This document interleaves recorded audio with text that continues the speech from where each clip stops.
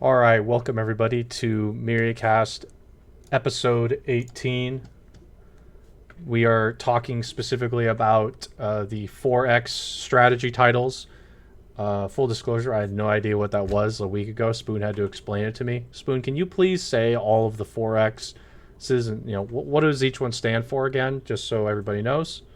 Yep. Again, I don't know who came up with this or when they came up with this, but when these games became a thing with, I believe, like the original Civilization games were probably some of the first in this genre. But whoever, decided to call them 4X strategy games. And the 4X's stand for, they are all E words, like EX words, so they all Mm-hmm. start with EX. So I guess, yeah, but 4X is much more Right. catchy. So But it's anyways, so they call it 4X. Explore, expand, exploit, and exterminate. there you Those go. are the 4X's. All right. Perfect. So just to quickly just get through the introduction. Um, be sure to follow the Myriathon on all of its channels. I got to be honest, I don't want to go through. I don't want to go through all of them again. They're all on the overlay. If they're not on the overlay, just look for Myriathon on Twitter, YouTube. If you're watching this live on Twitch, be sure to follow it there.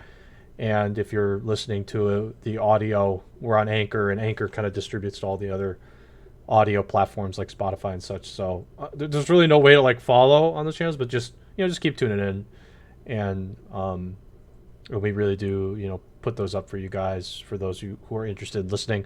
The other thing that I actually posted this last week in Discord, and I got to be honest, I was a little disappointed, um, and that's not really a good thing. So I posted last week, and I know we don't get like a lot of people watching and such, but we sort of asked for feedback, and the reason why we ask for those things, just to be clear, it's not like your feedback gets thrown to the void and that's it. It doesn't just go poof.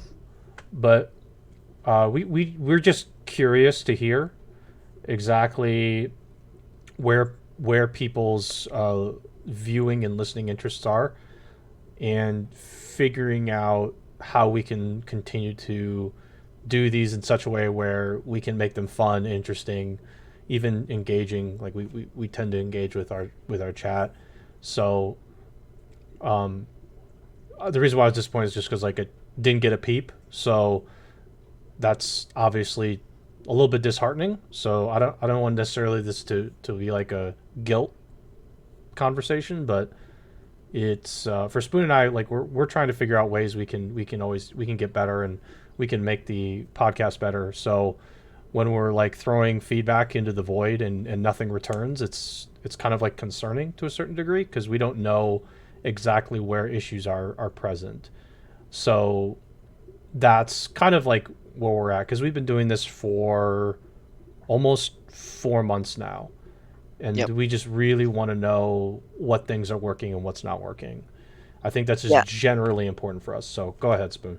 Yeah. I think we saw a little bit of a downtick in viewership after the Zem episode. The Zem episode was really good. I don't, what was that, like 3 weeks ago? I think. Yeah, Um, something like that. and I guess we were kind of expecting to see some people come back from that one and see maybe a little bit of growth off of that, and Yeah. also the guest episodes with Mist that we had a while ago, and that didn't really happen. And I guess we are just a little bit disappointed that we're not seeing growth. We obviously we're enjoying doing this very much, which is why we continue doing it, Yeah. even though we're not really seeing the kind of growth that Look, we like. we're not But monetizing this thing. Like yeah. we're not monetizing it, right? We know that, but But it, yeah, so and we just wanted to ask for feedback, see what people thought about the podcast in general, what you like, what you don't like, what you think we can do to make things better. Are the topics that we pick, are they boring? And Otto and I just kind of talk about it every week, and no, we don't really get any opinion from anyone else unless we have a guest, and we're obviously. biased. Um, We can't it's and we're hard to comment on biased. ourselves.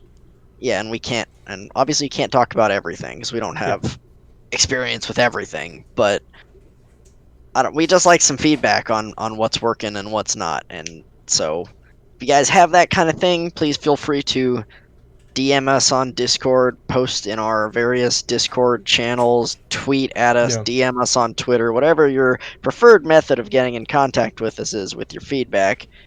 Please let us know. And good, bad, and otherwise, we will not. If you tell us that you think the podcast sucks, fine. Tell us why you think if you just tell us the podcast sucks and don't say anything It's other just than that, like, okay, thanks. that's not helpful at all. Okay, thanks. But constructive criticism we are willing to take. If you think the podcast is terrible or it sucks, please let us know Yep. that and why. Why do you think we're doing a bad job? So That's pretty much all it is. It's, yeah, like I said, or I didn't want this to be like a guilt thing, but yeah, no, it's not supposed to be that, but we would like to hear that we're just sort of curious. stuff. There's no, and also with the growth thing, please help us spread the word. Post in your Right. Discords, post on Twitter about it. Help us get the word out a little bit more. Um, yeah, we just like to see some new faces every now and again. Maybe someone else may enjoy listening us to babble on for Yeah, a sure. couple of hours every week. Anyways, I think that's about Yeah, but that's the intro today for that. We're gonna continue on the gaming news side because we kind of like doing that for the past week or two. We've been doing it for like 2 weeks, right? So this week we had a couple of items on our list. Some of them are gonna be pretty short. Others are gonna be more serious in tone, and then I think we have like one other one that I don't have any knowledge of, so Spoon's going to have to take that one. So the first one I have on my list here, I'm going to make this one super brief because I don't think it's particularly like super important. I just found it last week right at the beginning of the week after the podcast. I'm going to actually post a link into the Twitch because I can. Reportedly, a couple of reviewers gave Last of Us 2 a bad score, and Sony actually reached out to them and said, we don't believe your review was done not in like good faith, but it wasn't done in such a way you were like avoiding certain things that the game had given, and they feel like they ignored it or they didn't give it a fair critique. Here's my opinion on that. If you're Naughty Dog or Sony and a reviewer doesn't like your game, don't act like a 5-year-old and return and say, "Oh, we don't believe that that's a fair criticism." Don't do that. Just ignore. Just move on. Like learn from it. Figure it out. If you don't think it's a valid criticism, I don't think it's necessarily the right approach to actually contact the reviewer of said reviewing website. It's so childish for Sony and or Naughty Dog to do it. Just don't do it. It makes you look like a 10-year. It makes you look really like pathetic, in my opinion. You just look pathetic when you do that. reviews are subjective. As Exactly. much as there was a point in my life where I was like, no, reviewers need to be objective and they need to give their, you know, they need to be as objective as possible and score it based on the merits of them. No, reviews are an opinion. Someone played the game and they developed their opinion on it, and obviously they're going to score things based on graphics and story and gameplay and etc. and try to be objective about those things. But it's still their experience with it and their opinion on each of those things. A game could have great graphics, but maybe someone who played it just didn't like the art style of the game or Right. whatever. I guess this more applies to like Japanese games where the art styles are a little different. Usually Western games are just kind of more realistic and whatever. Sure. But still, even in that case, it can be different. So if a reviewer goes out and gives, as we know, Last of Us 2, I think we talked about it last week, has like a 96 or It's something got on a 95 or something. 95, 96 on Metacritic, which means most of the reviews are 10s. But there's a couple out there that are like 5, 6, 7, something like that. Not a terrible review, not a great one either. Guess what, Sony? That person just didn't like your game. Yeah. It's fine. I don't know. Angry Joe didn't like the game either, by the way. He thought the story sucked. Yeah. So it There are a happens. couple people who didn't like the story, and if a reviewer doesn't like your game, okay, most of them did though. Why do you? I don't know. Like I said, it's a little pathetic. It's sad. Just get over yourself, Sony and Naughty Dog. Get over yourself. Not all your games have to be 10 out of 10 praised as the the next great thing. So, just sad. really just sad. So anyway, okay, we're gonna move on from that one because that was just so stupid. The other thing Oh, I go want ahead, to go ahead. mention, which is along the lines of the next couple of things that we're going to talk about, um, is that apparently a couple of people, at least that I know of, have received some very terrible and threatening messages based on The Last of Us Part Two. Both I believe, like the director or the lead Voice writer. actors, Yeah, Neil. The guy's name is Neil Druckmann. I yeah, Neil think Druckmann. he's. I don't know if he's the lead writer or the director on the game. I'm not I think exactly he's sure what like his the lead position is, director or something. but He's like one of the he directors. Yeah. was like one of the main people behind The Last of Us Part Two, and Laura Bailey received like really toxic and even like death threats and stuff like that about stuff that happened in the game. They're like, "Oh my God, Laura Bailey, you did this to my favorite character," and blah blah blah. It's like Laura Bailey is not the character that she portrays in the game. She has no input on how that character behaves or what they do. That's completely on the game, the team that made the game, the writers, etc. And even in that case with Neil Druckmann, it's still not okay to send Right. someone like death threats and like dox them or anything else. Don't don't do that stuff. I mean, we've already seen It's like I said, we're getting into serious parts of this topic. Like we've seen what happens when people are childish and toxic. Like it can affect some people in really negative ways. Like we last week we had a streamer, commit suicide, and part of it could have been mental health, but also just people being toxic assholes. I'm sorry, I'm going to say it. And don't go out and like, especially with like the Laura Bailey situation, don't go out and tell people to like kill themselves and such like that. That doesn't do anything, and it makes you as a person just it. I don't know other way on any other way to say it. You're just as a person, if you're going out of your way to tell people and say like KYS to them, because I've had people say that to me. It's like, what are you doing with yourself? Like, if you're getting to the point where you think you want to say that to somebody, I have a suggestion. Go take a walk and maybe get out of your room once in a while, because that's like a clear. byproduct of somebody who clearly never like isn't leaving their room enough. Leave your room and go somewhere else. Please do. It's healthy, and it's also just good for you as a person to go outside and not necessarily like, I'm not saying like be more social, but I'm saying go and see things. Go travel somewhere. Like go drive for a while.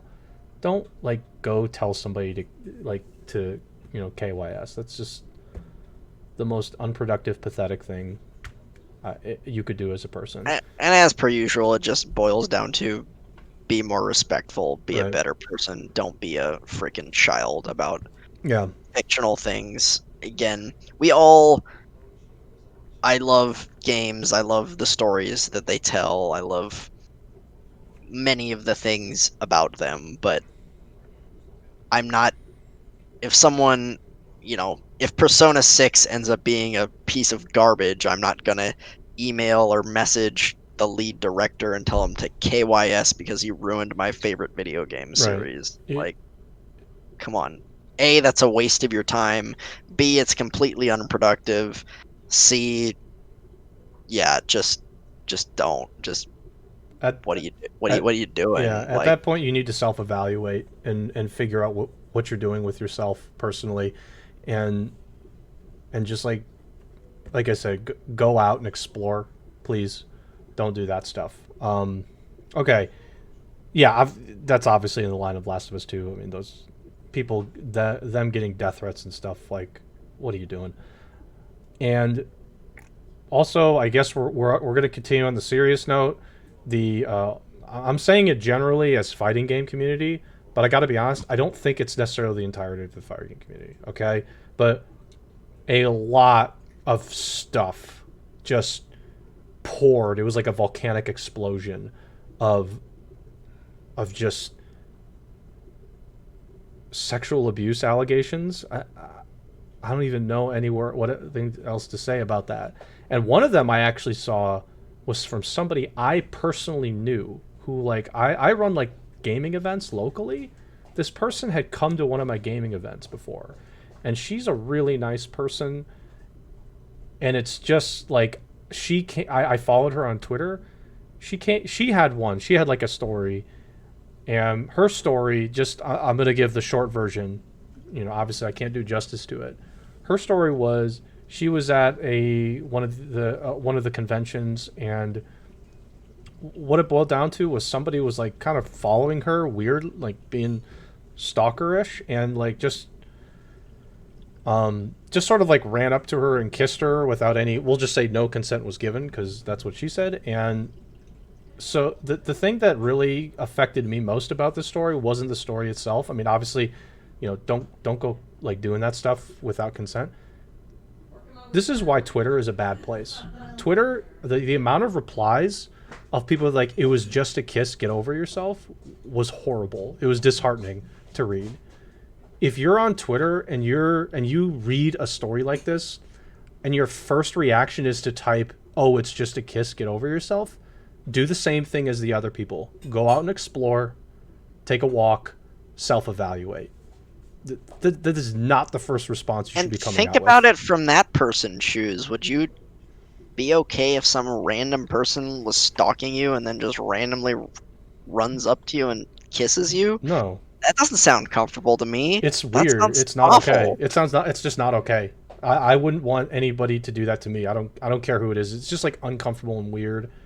And I would definitely feel like my personal space, among other things, was just invaded. Yeah, again, personal space. It exists. Just don't do that stuff. I mean, I don't want to go into the train of like consent and all that, really, to be honest.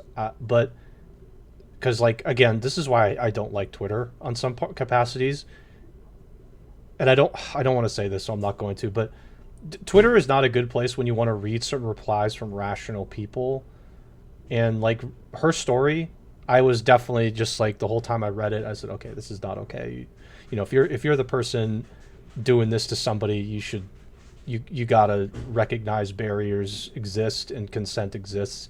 But just reading the replies, I'm like, come on, guys. The problem with Twitter is there's probably like 1 in 10 of those comments are like a rational comment. But the thing is that 9 out of 10 of them, and when there's hundreds of comments, that's, there's hundreds that are BS and it's just not like everybody, obviously. that kind of toxic comment. And then there's a couple that are actually heartfelt and meaningful. And it's not everybody, but just like reading her story, and then like a couple of the comments are like, "It's just a kiss, get over yourself." I have a lot of things I want to say, but I'm not going to say it. But just go outside, explore, go travel. See more of the world, and then evaluate yourself and think about what you're saying. And like that person, like I said, I'm not going to go into my whole thing that this isn't the proper place for me to go in on that person. But you just if somebody gives a story and from their perspective and like that, I want to be respectful. So the respectful thing to do is not to just be like, get over yourself, you're an idiot, blah blah blah. It's just like reading those things is bad. Reading armchair lawyers is even worse. I love the armchair lawyers and all this too. So yeah, just like all this stuff came out. I don't know, Spoon, did you like? I don't know which ones you knew of or read about, but anything just like you want to keep adding on to this? I didn't dive deep into really any of the specific stories. I didn't know any of the people personally who were either victimized or culprits in this debacle. But the big news that came out of this, as far as the fighting game community went, was that one of the dudes who was basically the head of Evo, the face of Evo, and like behind the scenes guy kind of running basically everything about Evo, was accused, and later there was a investigation within Evo, and then I think he admitted it. He confessed to some stuff. And when that came out, like Capcom pulled out of Evo, Mortal Kombat pulled out of Evo, Bandai Namco pulled out of Evo, and they just canceled Evo. They're like, nope, it's done. We're canceling for this year. They cut ties with that guy. They got rid of him. And I guess I don't know what they're gonna do. I don't know if they're gonna rebrand or they're just gonna move on as Evo without that guy there. I'm not sure. But Evo is canceled this year. It was already moved to online, obviously due to COVID, but it is now entirely canceled I, this year due to that. yeah, I don't know much about Evo or the fighting game community in general, but if it was me and one of the this person, I think it was like Mr. Wizard or something like that. Yeah, sounds right.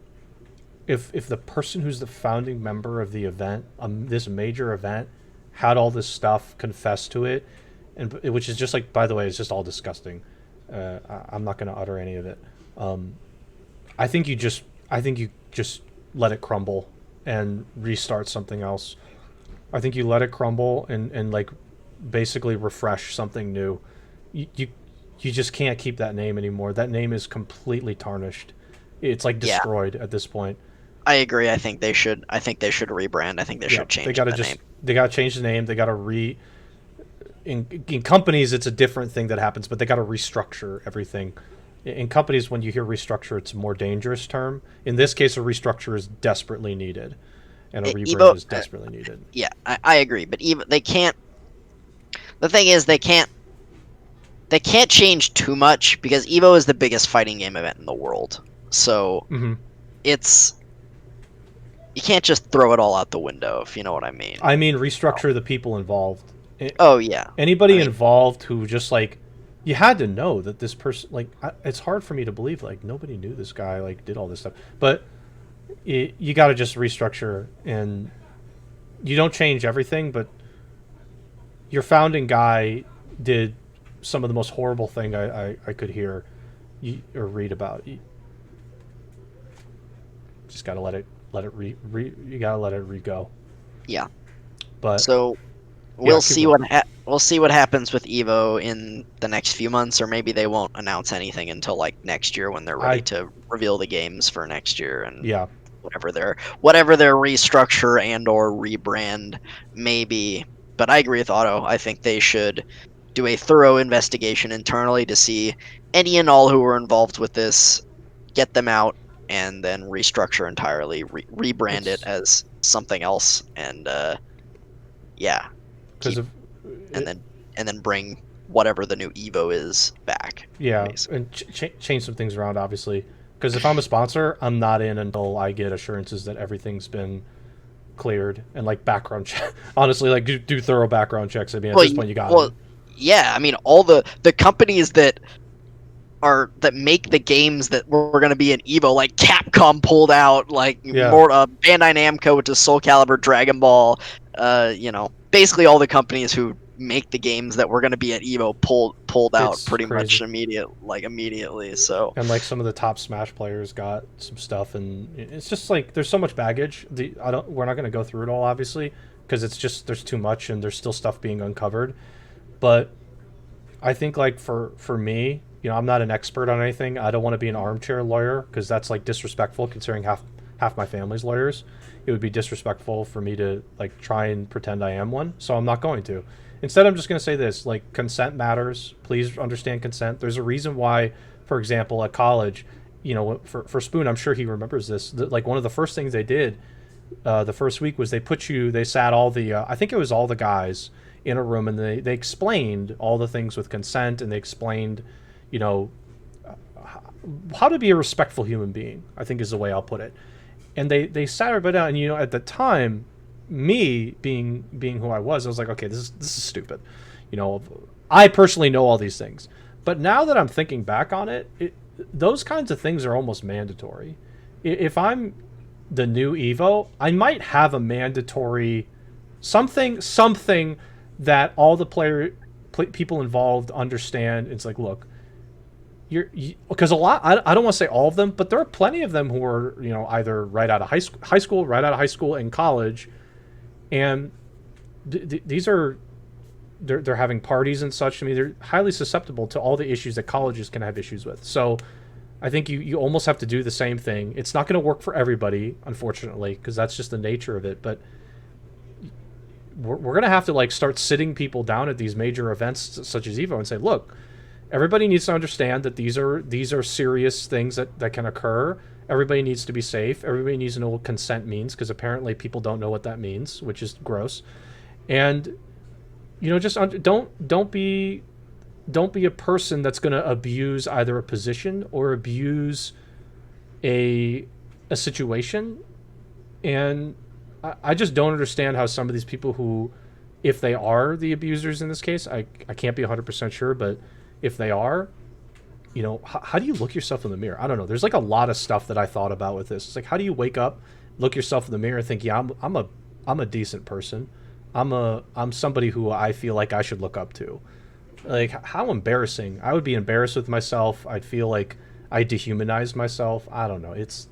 There's so much stuff I could ramble on about this. Like, I had like a whole week of thought about all of this, and all I could think of was, how do some of these people look themselves in the mirror? I wouldn't be able to. I'd be embarrassed. I'd be embarrassed with myself, because that's just. But like I said, that's the reason why they do this with college students in particular. It's the reason why they sat us down. Yeah. These things happen, and it's not okay. Yeah, I agree with you, and I react the same way when, we get those talks. And every time I get another one of those talks, when I went to medical school, they did a do the very same similar thing, thing.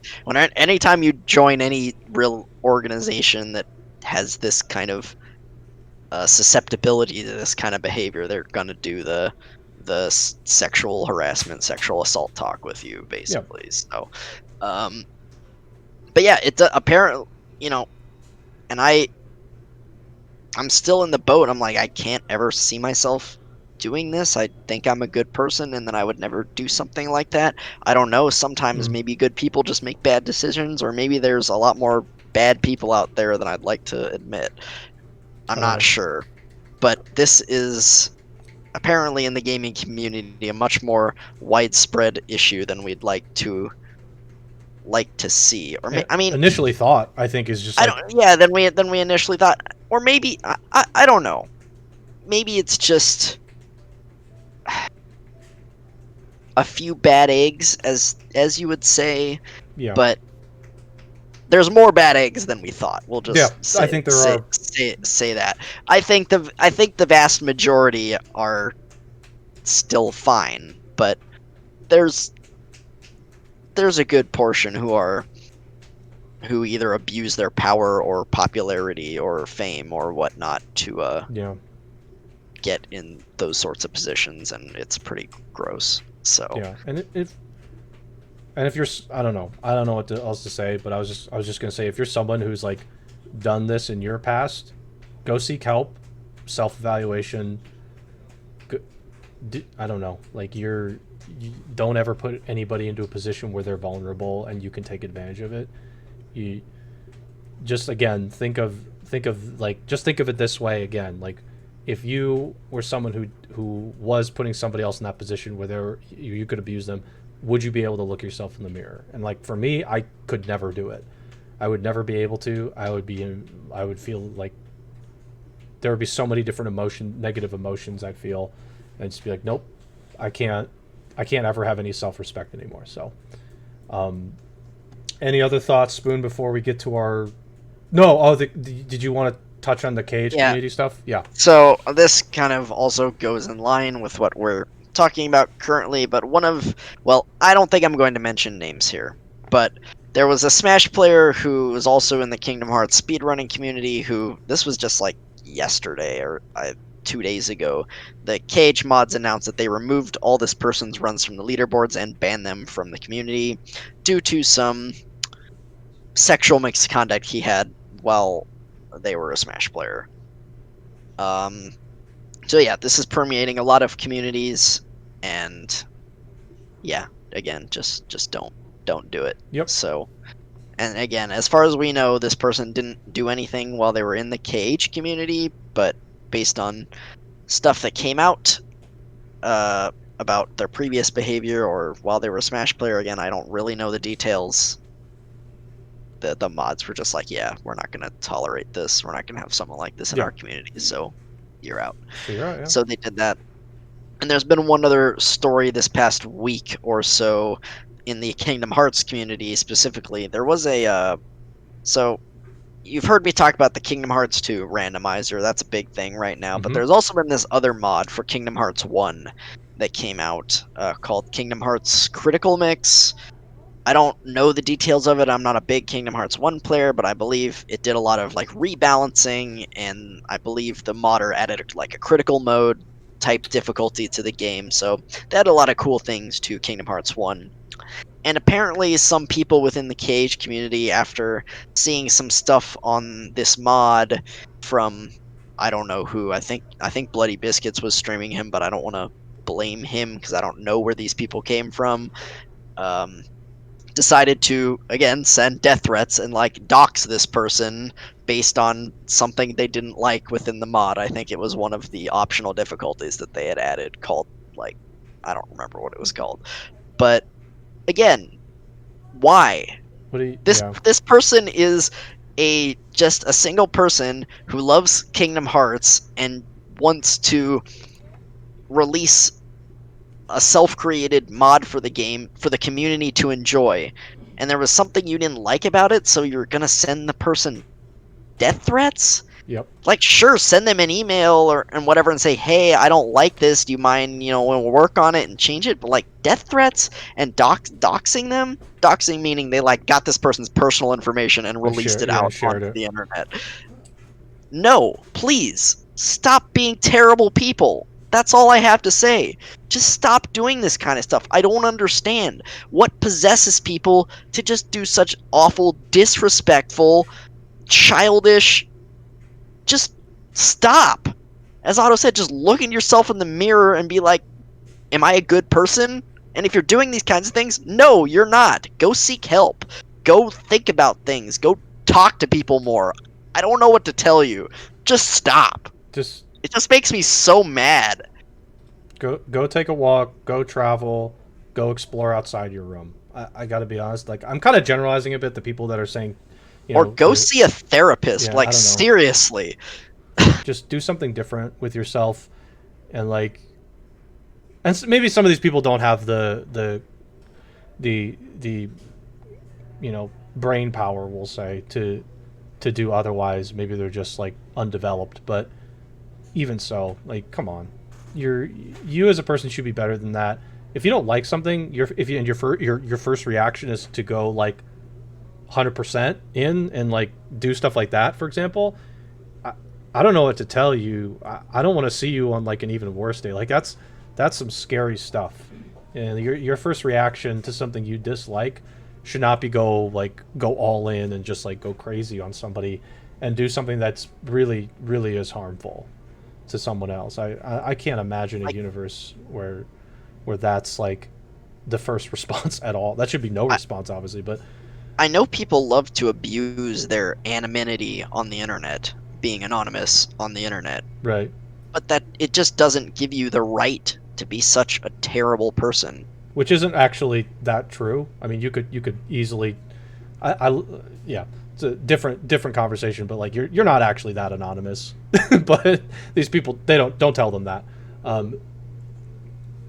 No, you're not that anonymous. Even with like a VPN or whatever, you're not that anonymous. So just like I don't know, it's embarrassing hearing that stuff. Okay, the last thing we want to touch on, because this was a long one today, obviously, because a lot of stuff happened. I want to get the graphics up for this. I wish I could get the graphics up. I could try on the fly, but what I wanted to show, and this is the link for it, was let me make an effort to bring the graphic up for this, because I think it's super important. So I'm going to just do a window capture here, and we're going to do this, and I'm going to do this, and I'm just going to show the screen here. We're just going on the fly here, everybody. Now, you're probably not going to be able to see this right away. So what I'm going to do is I'm going to zoom in. So let me do that. Oh, it doesn't zoom in on this. There we go. Oops. Okay, so I zoomed in a little bit. I apologize. You're not going to be able to see all of it. But I want to just like make sure that you can see the graphic. And I'm going to cut it down a little bit because I want to make it a little bit easier by doing like I'm going to make it like a little bit bigger this way too. So not the layout. Yeah, so like you're not going to be able to see all of it, but I want to like pinpoint very specific stuff. So if you go up here, there's a couple of different NBA 2K editions, and I'm going to like make it bigger for you. I apologize. This is like on the fly, obviously. So there's a couple 2K21 editions that just happened, and the you'll see this is there's a previous console editions over here and next gen consoles. Okay, and this just got released, I think, last week, like Friday or something. So you'll notice that there's typically a standard and a collector's edition for 2K. This is very normal for them. But there's something I want to talk about with this, and this scares me because I can imagine a universe where all these other companies do something similar to this thing for previous and next gen consoles. I'm scared for sports games in particular. So what Microsoft and Sony have done is they've allowed companies and consumers to buy a previous gen version of a game and then upgrade to the next gen at no cost. And plenty of developers have come onto this, and they're saying, yes, we agree with this policy. We would like to do the same. 2K games, specifically NBA 2K21, being by far the worst sports game in existence for scumbaggery. Anybody who's involved with this game, by the way, shame on you. It's arguable. Madden and FIFA are pretty bad. Whoever's involved in making this a choice, shame on you. The previous version, so this gen's console version, you see $60, and what you can't see, it's hard to see, is $100. This is the Kobe Bryant Mamba edition, which, by the way, again, Kobe Bryant passed away. You're capitalizing on somebody's passing to sell a collector's edition of that person. Of course they are. It's not even like paying homage anymore. If you wanted to pay homage to this person, to this in particular, you wouldn't make it like this. You would not do this. I can't imagine he would be okay with this in any way. But they're capitalizing on his death. And they have this version too, and this is previous gen. If you would like the next gen version, it's not free. You need to buy the Kobe Bryant Black Mamba edition to get the next gen version of the standard edition. Which means if you want this edition again for next gen, you have to repurchase it. Okay? Just once again, I want everyone to be clear on this. In order to get a next-gen version, it's not free, by the way. I'm not going to say it's free. In order to get a next-gen version, you have to buy the collector's edition on the previous gen. This is $100, okay? That means that you have to spend $100 to get that upgrade, as opposed to $60 and then getting the free upgrade. Also, the next-gen version of the standard edition is $70, not $60. They've upticked the price $10. I really hope that's not a indicator that every game is going to cost $70. I'm scared. I'm scared. That scares me too. I'm very scared. I can't see if there's anything happening in the chat or anything, but this is scary. If you're hearing this and you're thinking this is okay, I don't know what to tell you. You may have a heart of ice. So it's just like I don't even know what to say. It's just like I have no comments towards this kind of model. I'm not shocked, actually, knowing this series. But this is how it goes. And there's a bunch of like pre-order content stuff. I'm not going to go into that. I just wanted to talk about how the standard edition gets you this version. But the thing is, like, it's just like if you wanted to get the previous gen and next gen version of this game, you have to buy this collector's edition to get the optimal price point here, which is just sad saying that because that's not an optimal price point at all. All right, let me remove that again. So it's just like it's normal for 2K, for that community, by the way. That community, by the way, I'm sure they're fine with it. I'm sure that community in general probably doesn't care because they never care about any of that stuff, which is amazing. They're okay buying the game 3 times and then I just don't get it. Spending thousands of dollars on casinos. That's fine.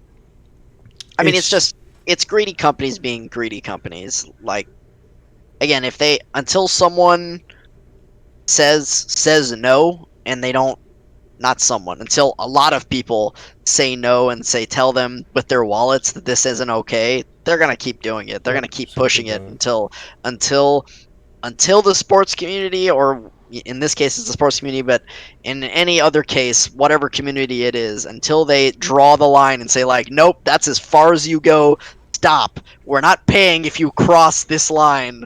They're gonna keep pushing the line back until you don't let them go any further. Yeah. It's sad. It's really like because I actually kind of like the old iterations of this game. I knew they were scummy, but like I kind of like basketball games. I like sports Sure. games too, and If you like the sport, you're gonna like every video. time I get a sports game, I feel like I've violated something. Like all I feel is shame. I'm like, oh, it's just like, ooh, I'm dirty. Like it's not a good feeling, and it's like going outside and like constantly using hand sanitizer. It's like that, and uh, it's just disgusting, and it's going to continue. Not that same way, obviously, because once the next gens come out, they're probably just going to stop doing previous gen versions of this game, to be honest. And it was like this. I did see, by the way, that Try Courage did make this comment from the chat, and I did notice it when I looked at the graphic. I think if you pre-order the Black Mamba edition for the next gen, you get the standard copy as well for the previous gen. Which seems completely silly. Who thinks of this? Who mind maps this out on somebody got on like a whiteboard?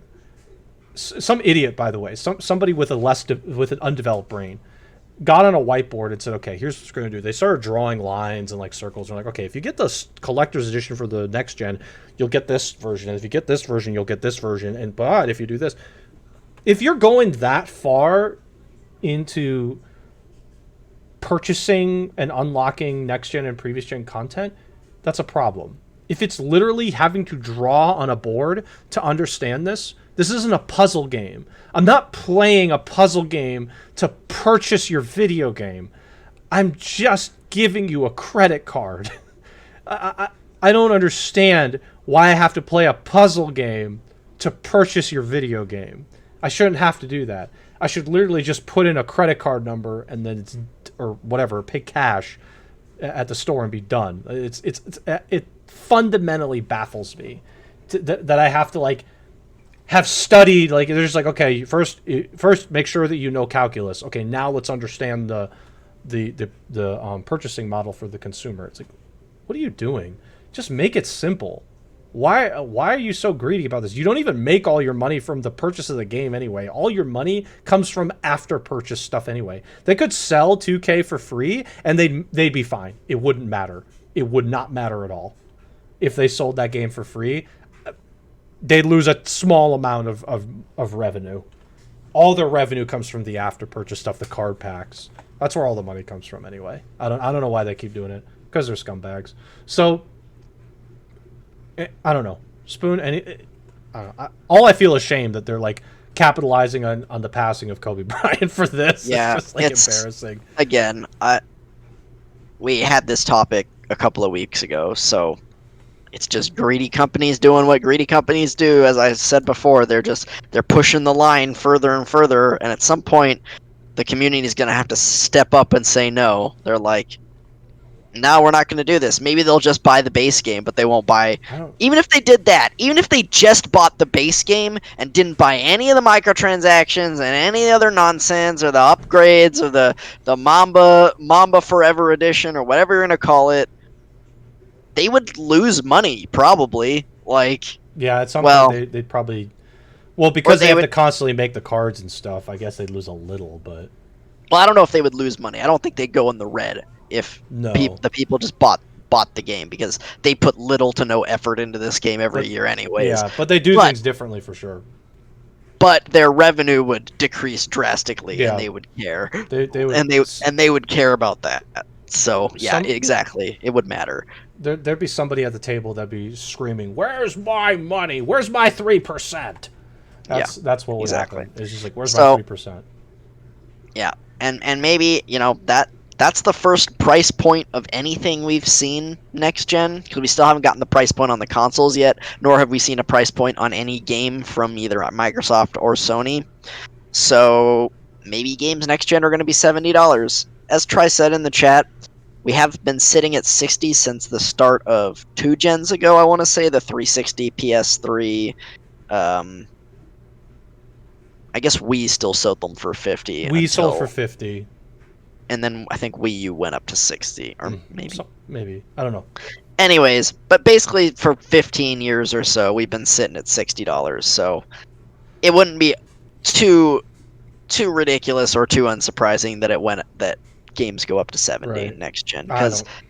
let's be Yeah. honest, as the graphics get better and the technology gets better, custom development increases as well. So It's a rational thing to assume, but just like 2K, you don't need to charge an extra $10. You don't put any effort into it anyway. Just stop. Just stop. You hardly put any effort into your next game anyway. It's like, come on, give me a break here.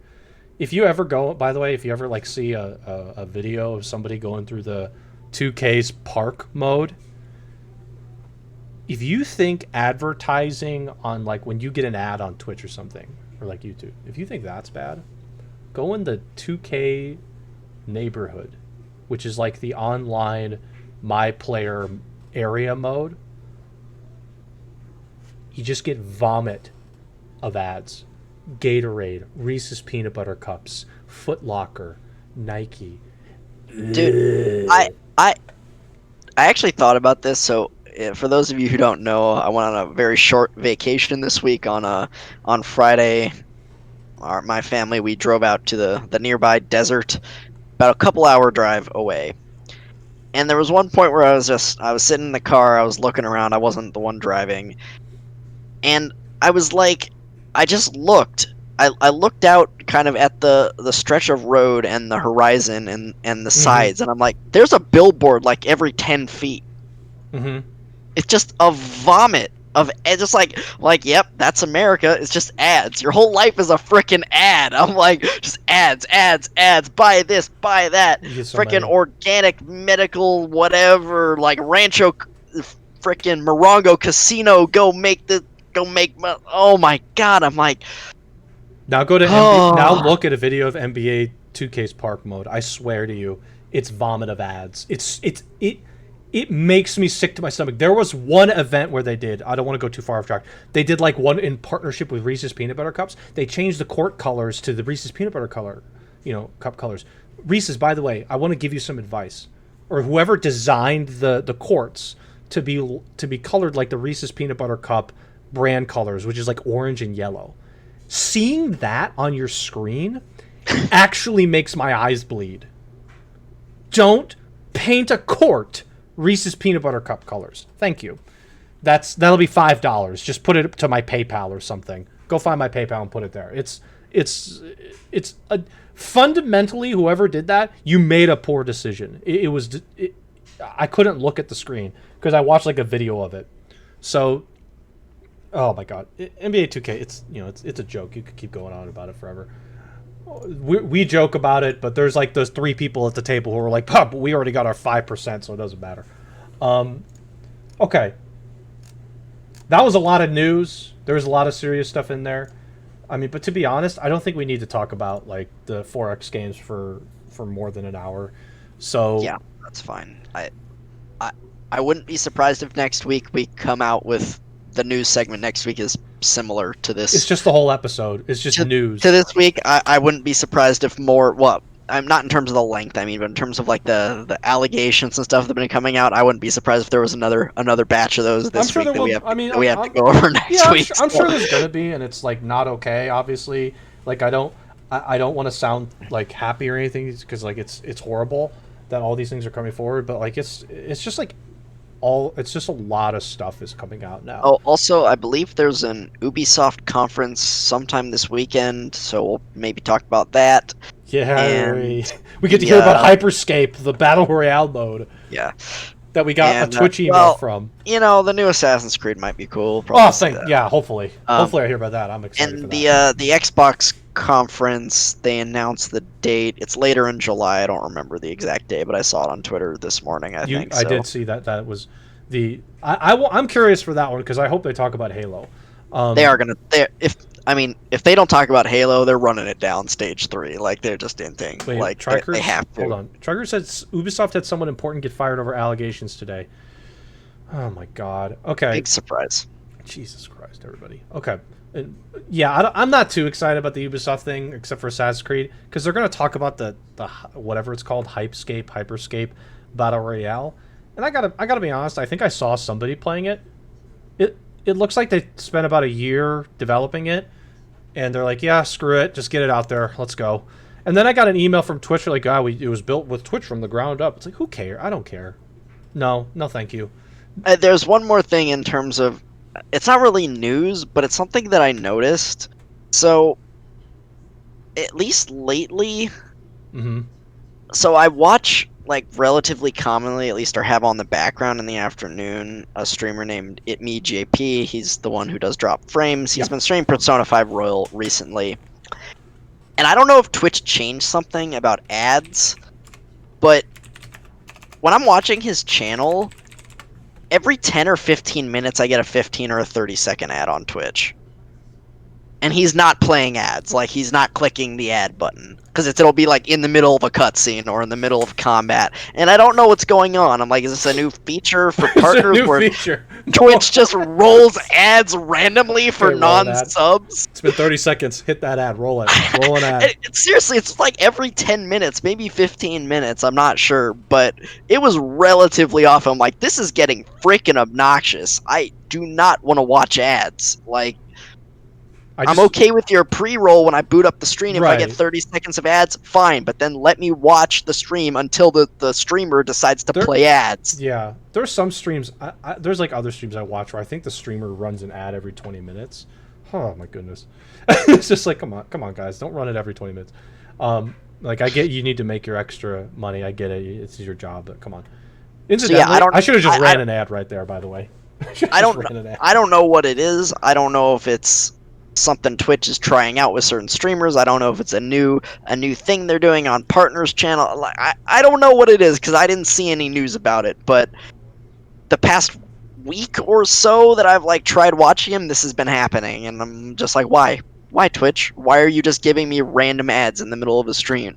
Like climactic moments happening in the story. Ad. Reese's peanut butter cups. Twitch. Screw off with your ads, please. Just stop. Unless the streamer wants to play ads other than the pre-roll, which I know is a thing, it's fine. Don't play ads. Stop. This sucks. Rant over. Okay, so last bit of news, by the way, Google Stadia exists, which I'm shocked at. I'm surprised they haven't pulled the plug on that yet. They should just pull it. I gotta be honest, they should just pull it. Okay, so the topic was about strategy games. Did you know that? I don't remember it. Yeah, we're halfway through the show and we haven't talked about the topic yet. Whatever, who cares? Okay, so 4X strategy games. So I gotta be honest, I didn't play any of Endless Space 2. So you can, we can touch on that, of course. But like, I'm mostly like, and I've been playing Civ quite a bit lately. I streamed it a couple times. I'm not particularly great at it. Like I try things and then I realize that, wow, I'm not very good at this, and hit the reset button almost. But Civ, the idea of Civ is they've taken real, I'm just going to call empires, okay? I'm just going to use empires as the term. They've taken real empires that have happened throughout history and placed them in this video game, and you can choose to play as these different empires, and you start the game from like 2000 BC, and the idea, or like something like that, or 4000. I think it's like 6000 BC. Okay, but yeah, whatever. You start at like, the idea is like you start at the beginning of time, and you go until you get to the, which is in this one, it's like atomic and future eras or something really far. But you play out your empire's entire existence, and yeah, I guess you could. Okay, we're not going to talk about. You could technically start, where there's lots of configuration. Yeah, there's quite a bit of configuration in a normal game. But that's the idea: is you get these empires. So there's America. So in Civ 6, it's Teddy Roosevelt. It's different, and America is different in every game. The leader is different. In you get like, there's like Germany, there's Rome, there's actually in Civ 6 there's 2 Greeces, there's two for Golgo, a couple of there's 2 for a couple, there's 2 for a couple of different things. There's 2 for France. There's 2 for France and 2 for England, because there's one leader who's got a France and an England side. I don't remember her name. Oh yeah, that's right. I think I was playing a game today and I random, and I think I got Eleanor. her. There you go. Yeah. Eleanor. So Tricourage is on top of this. He's been playing it quite a bit, I see. And I like Gorgo. Golgo. Gogo. Is it? Wait, Gorgo. no, it's Gorgo. Gorgo. You're right. Gorgo. I went Gorgo, Golgo Gorgo. 13. What am I talking Gorgo about? It's 13. Gorgo. Gorgo 13, the anime. Gorgo. I like Gorgo, the Spartan queen. Gorgo looks like someone that could beat me up. So I was like, oh yeah, she seems fun. And you know, I don't know, I like the Spartan Queen thing. I kept thinking about my Assassin's Creed play. I was like, oh yeah, let's do Gorgo. Let's see what goes on. Let's see what happens. And then there's Pericles, so he's the Athenian side, and he's fine. He's more passive. He's more passive. Gorgo is if you want to war people. Gorgo's like, let's keep fighting, and I'll develop more culture as I fight. Yeah, exactly. Pericles is a more passive leader. Yeah, he's peace. He's wheeling and dealing with peaceful. city states. Yeah. But yeah, all these empires have different. They have different goals. Like, there's I don't remember the South Korean one or the Korean empire. It's like Korea is science based. Yeah, but it's just like you go science. There's no other thing you do. It's just science. So. Seondoc, thank you.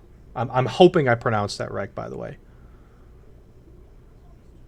Yeah, so the game, as Otto said, you start in a standard game. You start in the ancient era, and you proceed through the game into the modern atomic, and then like the information era, and I think the future era is the end of the game. And the goal of the game is basically to build the most magnificent empire that has ever existed and dominate the world. There are many ways to dominate the world. There's the classic way that you think of dominating the world, which is to build up your military and kill everybody else. You can do that. Yep. You can scientifically dominate the world by advancing the most quickly in science and then building a rocket ship and launching...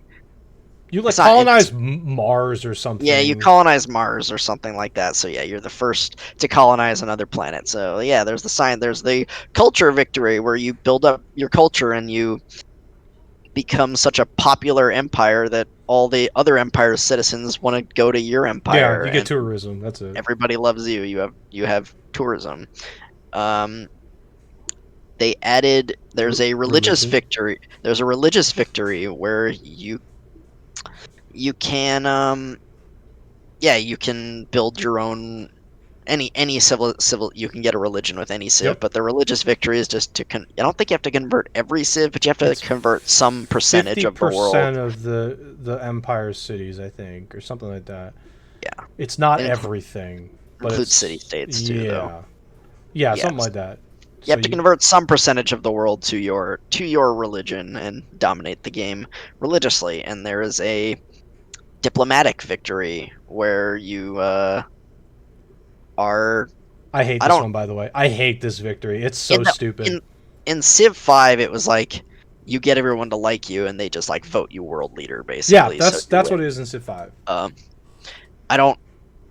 This was a new addition to the most recent expansion, and I have not really... I started a game today, but I haven't gotten far enough to see what the diplomatic victory is about. So I can explain it. The diplomatic victory, every so often, the World Congress will convene, and they choose different items to, we'll say, ratify. So let's say some of the items are like certain attack units will get a boost of power. Certain attack units are higher or lower in production to create. City-states, when you trade with them, give you more of a specific item or don't. I mean, there's like various different things you can vote on. You can also vote on if somebody takes a city-state. You can pass a emergency to say, okay, this person took another player's city or a city-state. Let's like have an emergency against them that can pass or fail. Every time you vote on something that passes, you get a diplomatic point. So you also get this currency called diplomacy. Diplomatic favor. Thank you, diplomatic favor.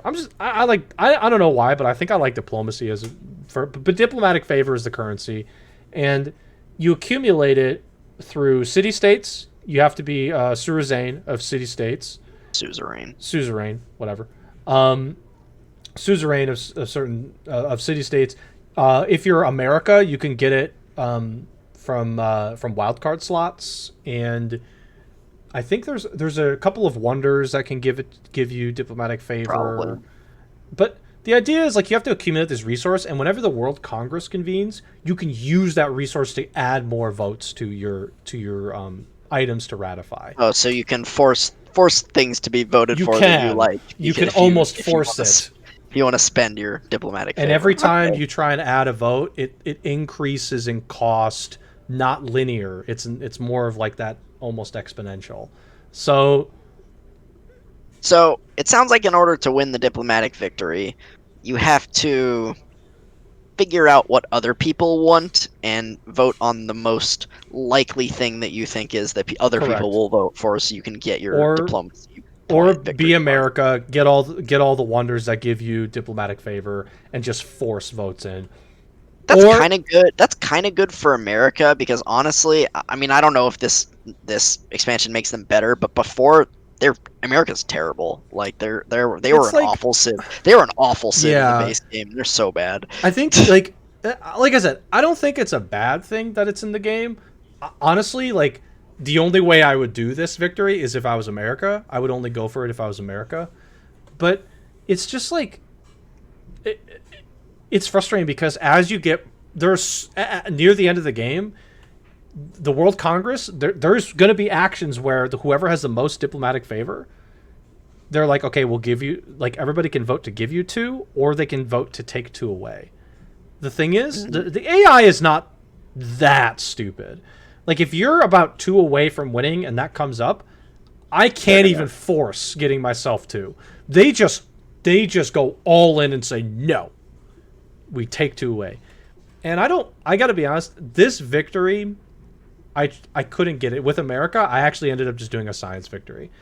I tried the diplomatic victory, and I think it's just, yeah, you basically, there's like, you'd have to like steal diplomatic favor from people, but the AI values it really highly, so they actually would rather, it's actually sometimes better to just sell it to them because they value it so highly for whatever reason. And I don't like it as a victory. I would love to try it with like America and just go all in on it, but it's very like frustrating, and it can be kind of challenging at certain points.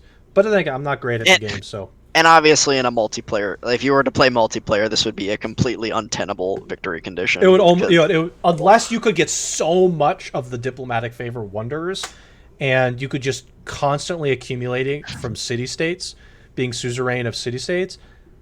Other than that, I have no clue. Like you'd basically have to go all in on it and just get all the envoys, get all of the diplomatic favor wonders, and just like you can get it also from whenever those like emergencies pass, like somebody needs aid from a natural disaster. If that passes, you can sometimes get diplomatic victory points from being like giving the most aid. There's also one where it's like the Olympics almost are happening if you train enough, whatever. There's like ways you can do it. The game is pretty good about giving you other ways besides just voting on the same thing, which is kind of like a silly way to get like a diplomatic victory point. It's like, really? If I vote on the same thing as everybody else, I get a point? Well, that's kind of weird. Like, I mean, I think in a way it makes sense. It's like, hey, you're being diplomatic in that you're agreeing with the majority of the world so that to get I mean, I'm gonna close this window. Okay, go ahead. Blinds real quick. I'll keep talking about this. You handle it. Okay, now that he's gone, I just want to say that Spood is a big Civ cheater. He cheats a lot. So when we play, we're going to be playing a Civ game with all of us together. He's almost here. He's a big cheater, so don't tell him I said this. Okay, he's getting back on here. Okay. So, yeah, that's how diplomatic favor... Like I said, I'm not a huge fan of it, but I think, like, America is the way to go if you want to get this one. Like, there's certain empires that are just, like, you know what your victory condition is. I think... Yeah. I think with America, it's diplomatic victory. With Victoria, it's the concede button. I mean, it depends on what your victory is. So, actually, okay, I do want to talk about England Victoria. I know we hate on her, but I think she has like a weird place where she can accumulate so much gold it's out of control. She can be the cash. I She's the mean, cash queen. I think she can be good at it, but I'm not sure she's the best No, civ she's not. for it. I But think that's her only niche because pretty much everything else about England just sucks. It's that's true. Yeah, England. again, I, Yeah, I I don't really know the balance in the expansions, but I know again in the base game, England was terrible. yeah. England Just was pretty bad in base. not a good civ No, at all. England's bad in base, and she's still not great. Like Victoria's not great. England, Victoria, because there's two England, so I want to separate. Victoria England is still not great. Like I think her like naval unit is just sort of like okay, whatever. And but I think her I think she's pretty good if you just go all in on like trade routes like currency, and you can just like you just can get so much money. It's out of control how much I money mean, you can accumulate with your her. unique harbor district is quite good. It's quite good. Any civ that has a unique district, that's really good Yeah, because unique districts, A, they give you more bonuses than the regular district does, and B, I'm pretty sure they cost half as much production as any other civ with that yeah. district. So, Her main drawback too is yeah she needs cities in different continents to get certain extra bonuses, but that's not super viable to do yeah, unless again, you're that's not always a tenable position. right. It depends on the map and like where And how the setup and I'm is. not a huge fan of naval. I think it has a place, but it's not I great. mean, if you play like a fractal map or like one of the island maps, then Yeah, obviously you need to do it. But yeah. Even in like on continents, it makes I feel like sense. Continents and Pangea are two of the most commonly played maps, and those don't have a lot of Continents navy is going on. okay. Continents is okay. I think they made it so I it's like more distributed with I feel like on Continents, you usually just like you take over your continent, and then you kind of really don't worry about the other one. Like you'll exactly. scout it and see who's over there and like what they're doing, but you You don't just don't really care. mess Yeah. with them. You don't build a navy and go kill them Right. You usually. focus on your own continent first and see if you can just the I mean obviously the dream in continents is to somehow like get your own continent and just go from there and just like build up whatever else. But yeah, if you're going with like more of a standard size map with so many players, more than So like 6 players, then that's not going to yeah, work out. we kind of went a little in depth there with some of the stuff, Yeah, but sure. I wanna back up and do a little more of a more general overview of the game. We went over Okay. the victory conditions, but um, yeah, the game is about building the most wondrous civilization that you can. And I will say these games are very daunting on first inspection. There's a lot of resources. There's a lot of stuff to keep track of. The game is turn-based, by the way. It's a turn-based strategy Yep. game. Um, and there's a lot to keep track of. There's a lot of different terminology, resources, as I said, and just a lot of stuff going on in the game. If you watch these games on stream or on YouTube and have never played one, again, it can be a very daunting to look at this and be like, man, this looks so complicated. I don't know if I want to jump into this or yeah. And the other thing is the games take a very long time to complete. If you play on, I usually play on quick It's speed. like 350 turns. Yeah, it's like If you 350 something like turns. that. That's the maximum. You can hit run of the victory conditions before the maximum number Yeah. of turns in the game. But if you hit the turn limit, it's just whoever has the highest score wins at Yeah. the end of the turn limit. But on standard speed, which most people who play the game for the first time don't really know what the options mean and how to play on standard speed, I think games can take like 8, 10, 12 hours Yeah, to it's complete. 500 turns to finish the game officially speaking. Yeah.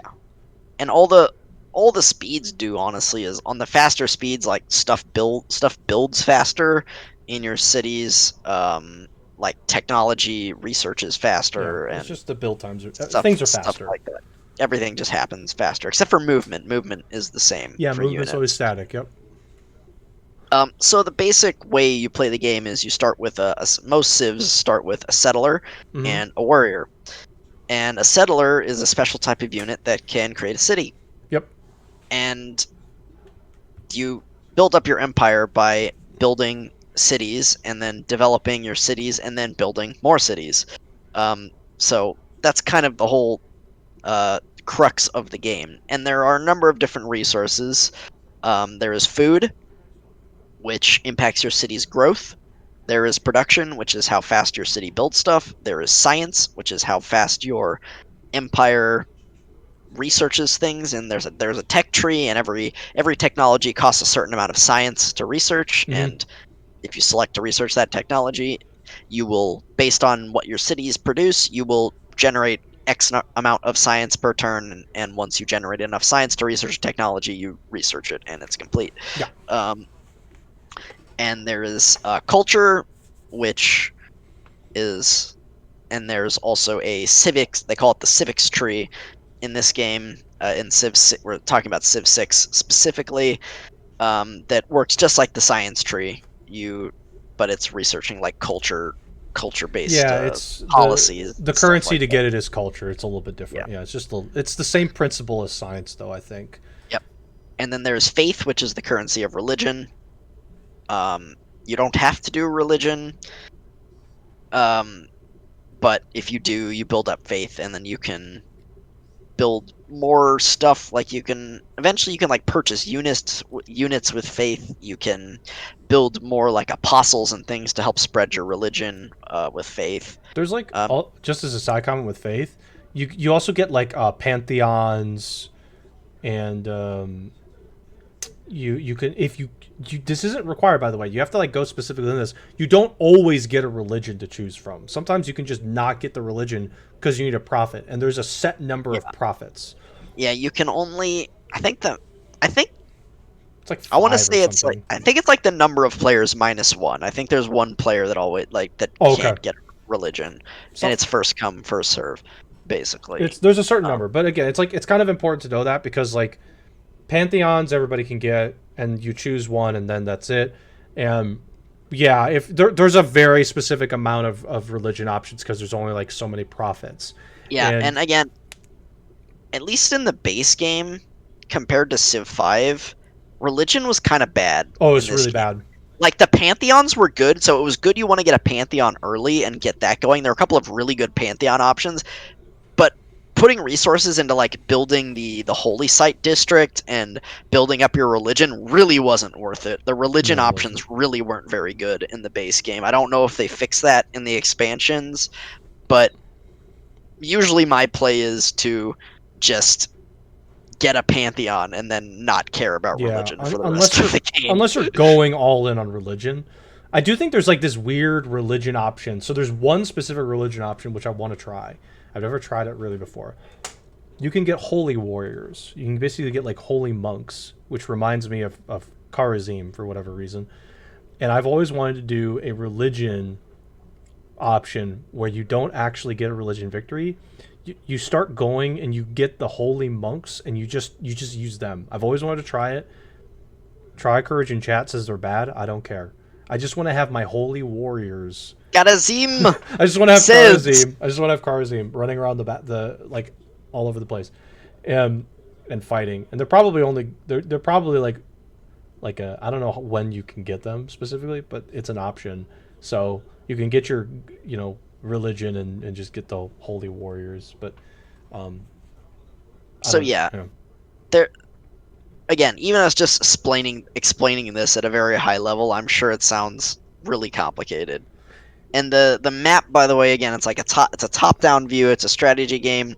There's hexes that all have different resources on them, and Mm-hmm. basically a yield on each tile. Like Mm-hmm. for example, a basic plains tile has two food on it.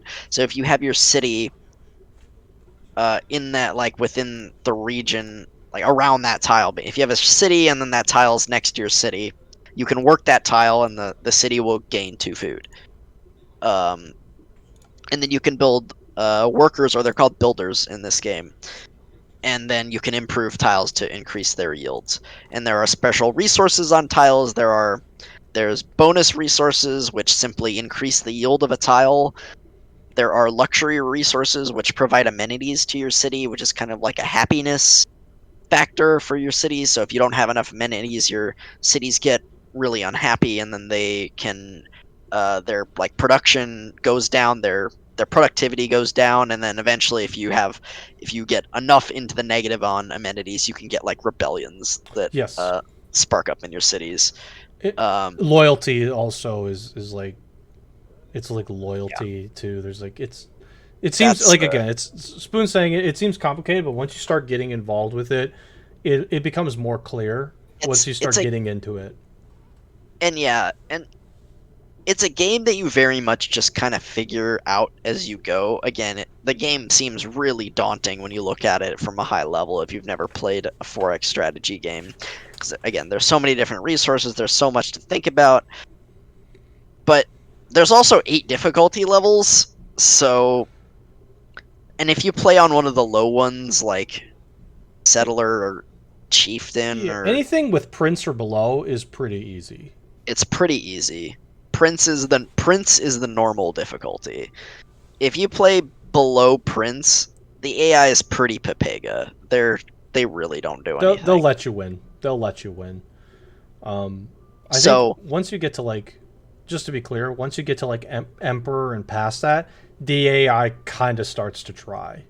I was able, when I was playing this game a lot back when it came out, I was able to beat difficulty 6.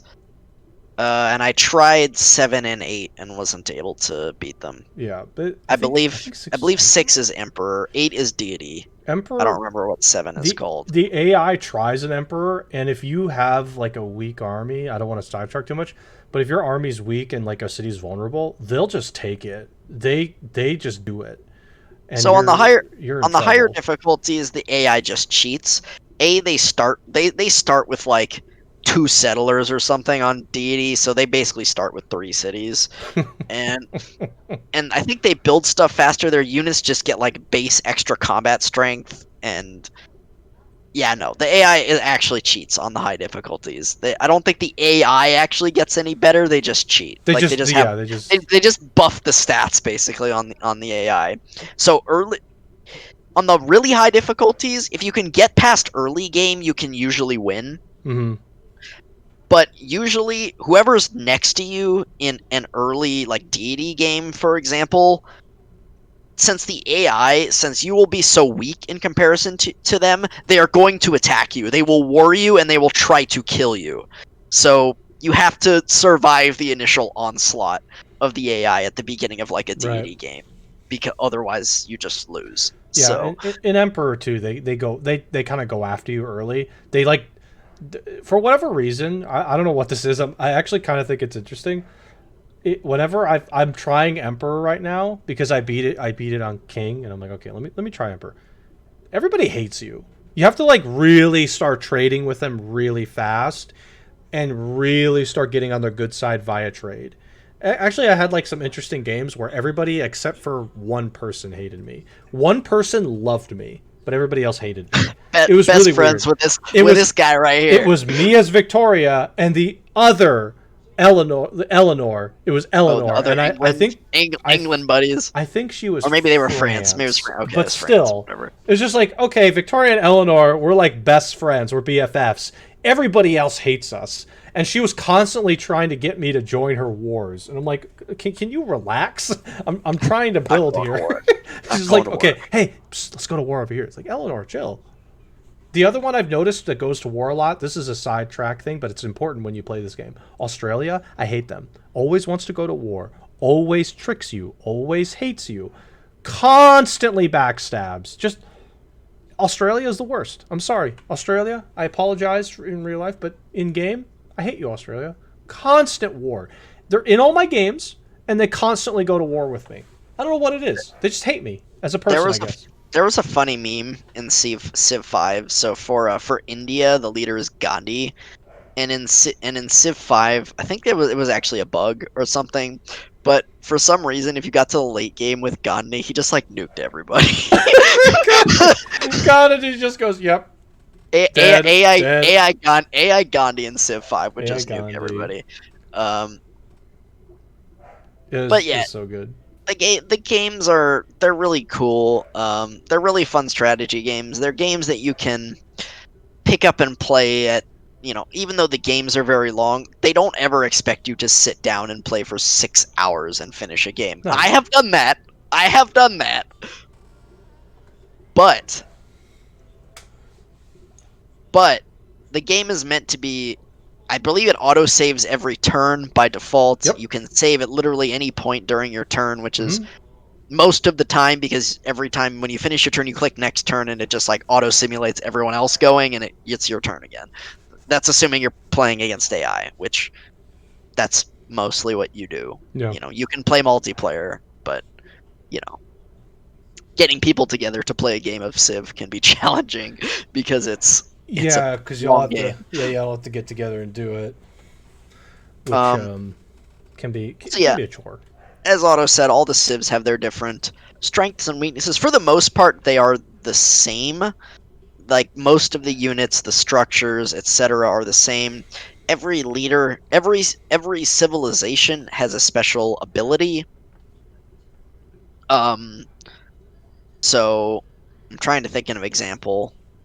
Usually they Um, have like two. To be honest, it's weird how some well, they have well, like two. the civ has an ability, and then the leader has an ability. Right. Yep. You're right. Actually, So if you play a civ that has two different leaders, both those leaders have the same ability for the civ. but the So if you leader. play Yep. France as Catherine and Eleanor, the civ has the same ability. I think it has to do with tourism for Something like France, that. as an Yep. Something example. like that.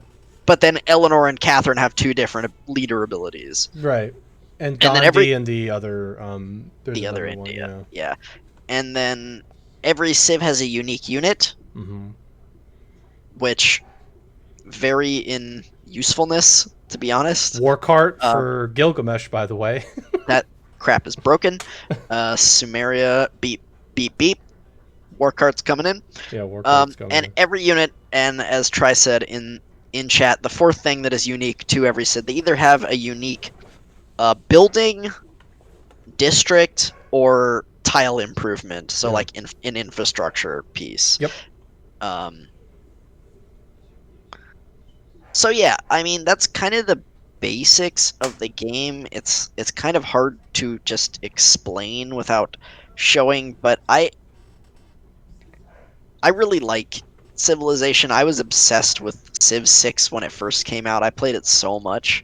Um, I'm playing it a and yeah, ton now. Like it's yeah, an addicting game. I'm trying to get back into it now. And we're speaking of which, we're thinking about getting a group game going as part of a streaming effort as part of the Myriacast. So maybe we'll get that going. Hopefully, We'll talk about that sometime more later. this week. We'll definitely talk about that Um, at the end.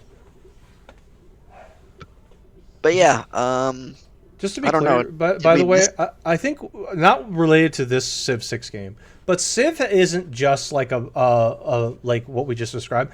There was like a Civilization Beyond. There was one that was like Oh, Beyond Civ and Earth. Beyond Earth. Beyond Earth. I Yeah. didn't like that one as much, but it does exist. Like Civ has some different iterations beyond just the normal like historical empires piece. There was like a Beyond Earth. It was like Civ in space. I didn't like it as much. I don't Yeah. think it got super well received. I think it was just like okay. Yeah. Reviews weren't great. I do have that one and I have played it. I agree it's not as good as the standard. Part of that of what makes it not as good is it's just like, yeah, it doesn't follow history, right? It's Yeah, just the techs are not relatable. It's just like bioengineering and like nanotechnology and all this, like these, like they it's put, just like nonsense. those are real things, but they put, for some of the higher techs, they just put together like space-time continuum physics, and it's like, all right, okay, what is Cool. that? Like It was okay, but it wasn't they really they like did do one really interesting feature in Beyond Earth that I really liked, and it was this kind of I forget what it was called. It was like affinity or something like it. There were like three paths you could go. You could So the idea of Beyond Earth is you are the first colonizers of like a new inhabitable planet. mm-hmm. You're like corporate CEOs who are like inhabiting a new planet. Right. And the three paths that you can end up going through with the tech tree, where there was, I don't remember what they were called. One was called Supremacy, Yep. and the other two I don't remember what they were called. But there was one that was like, nah, man, we're gonna become one with the planet, and we're gonna we're gonna be like, we don't really want to be human anymore. We just want to Sounds like be. symbiosis or something. I Yeah, don't it's like know. symbiosis. It's like we want to be one with the planet. We want to adapt and evolve with our natural environment. There was one that was like, nah, screw that. We love Earth, and we are gonna send back resources from this planet to Earth and bring people from Earth here, so that we're gonna take over this planet as like, you know, the superior race of humans Yeah, on sure. Earth. Earth 2. There you go.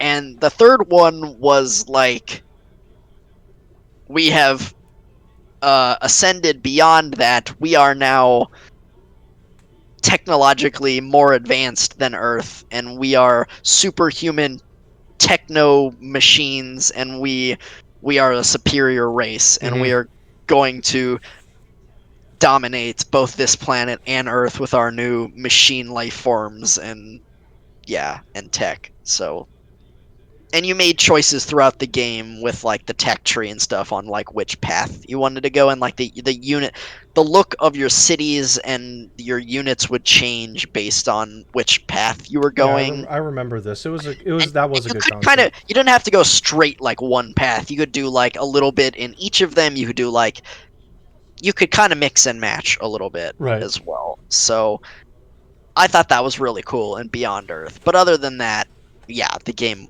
was definitely not as good as It was regular not. Yeah, it was Civilization. like it was okay, but it wasn't the same. It just Yeah, really wasn't it wasn't addicting. bad. The gameplay was still pretty much the same, but Yeah. the Let's. the other Oh yeah, thing go is ahead. the aliens were just kind of annoying. There were some really, so at the beginning of every Civilization game in normal Civ, there are like barbarians that can come and discover your cities and attack your cities, and Yeah. they're annoying, but usually you can deal with them. You know, you have to build a few military units to deal with them so that you don't get wiped out before you can Right. keep progressing. So it hinders your progress a little bit. In Beyond Earth, there were these like crazy worm aliens that if you like got one of those, they would just run you over and you would die. So it was like, Yeah. okay, And cool. the barbarian units, by the way, for Civ 6 are I know some people don't necessarily like them, but I think they're required for certain civs. Again, Gorgo needs to have combat victories to get more culture bonus, and barbarians provide that. So it's like almost not like for Gorgo, she kind of needs those barbarians around so she can constantly keep supplementing the culture. So like, but the aliens, yeah, I recall the aliens in that game being just like a pain, like a real like frustration. Barbarians are frustrating in general, but they're for like certain civs, like I said, it's like a necessity to have them around so that you can get value from them. Because I remember one of the Civ games, like one of the civilization, I think it was Germany in Civ 5, actually took barbarians when you beat them. They would like take the conquering barbarians. I It don't was like remember that, but pretty. I think it was like Civ 5 was pretty good for yeah. early game because you get extra units early, and so I mean like but yeah, Civilization in general, I think is a really once you start, you know, and you go on an easy difficulty, it's nice to like figure out okay how does everything work, what are the wonders doing, how does my Civ interact with the victory conditions, but also with the rest of the world. You know, there's a Civ in Civ 6. I think this is like why I want to talk about this is it's like a Civ that actually starts the game in the ocean, and you have to sail to land to get your first Civ, but they get bonuses. So they start with a population of like 3 or 4. They Oh start wow, with a high population. that's pretty So strong. yeah, once you find land, it'll take you about 3 to 4 turns typically. But once you It's not find too bad. land, you are ahead, actually, because most other civs do not get that population boost right away. I think it's like 3 actually, because I think they try to balance it. But like the way that they combat it is okay. Well, you're not on land right away, so you may lose some other bonuses, but you get a higher population to start, so you can get ahead. If you It find also land really quickly, you get ahead. it also means they probably start with the tech that allows you to like embark units into the sea. Yup, they So start with extra tech. So it's a pretty good civ just from that regard. They don't. There's like some other stuff that's okay with it, but like just that alone, like that's why I'd say like it's important to know like the civs pretty well. And so okay, well, what does the civ do? That civ will get ahead early, like they get ahead early. If you find like if you're fast in finding land, you get ahead really fast, and then you can and that one also culture bombs anytime you get a fishing improvement. So if you find a location that's got like maybe 2 or 3 fishing improvements, you can just expand your territory like crazy into the ocean. It's I like that civ a lot, and so that's like it's for these kinds of strategy games. It's important to know, okay, how does my civ interact with the victory condition? How do they interact?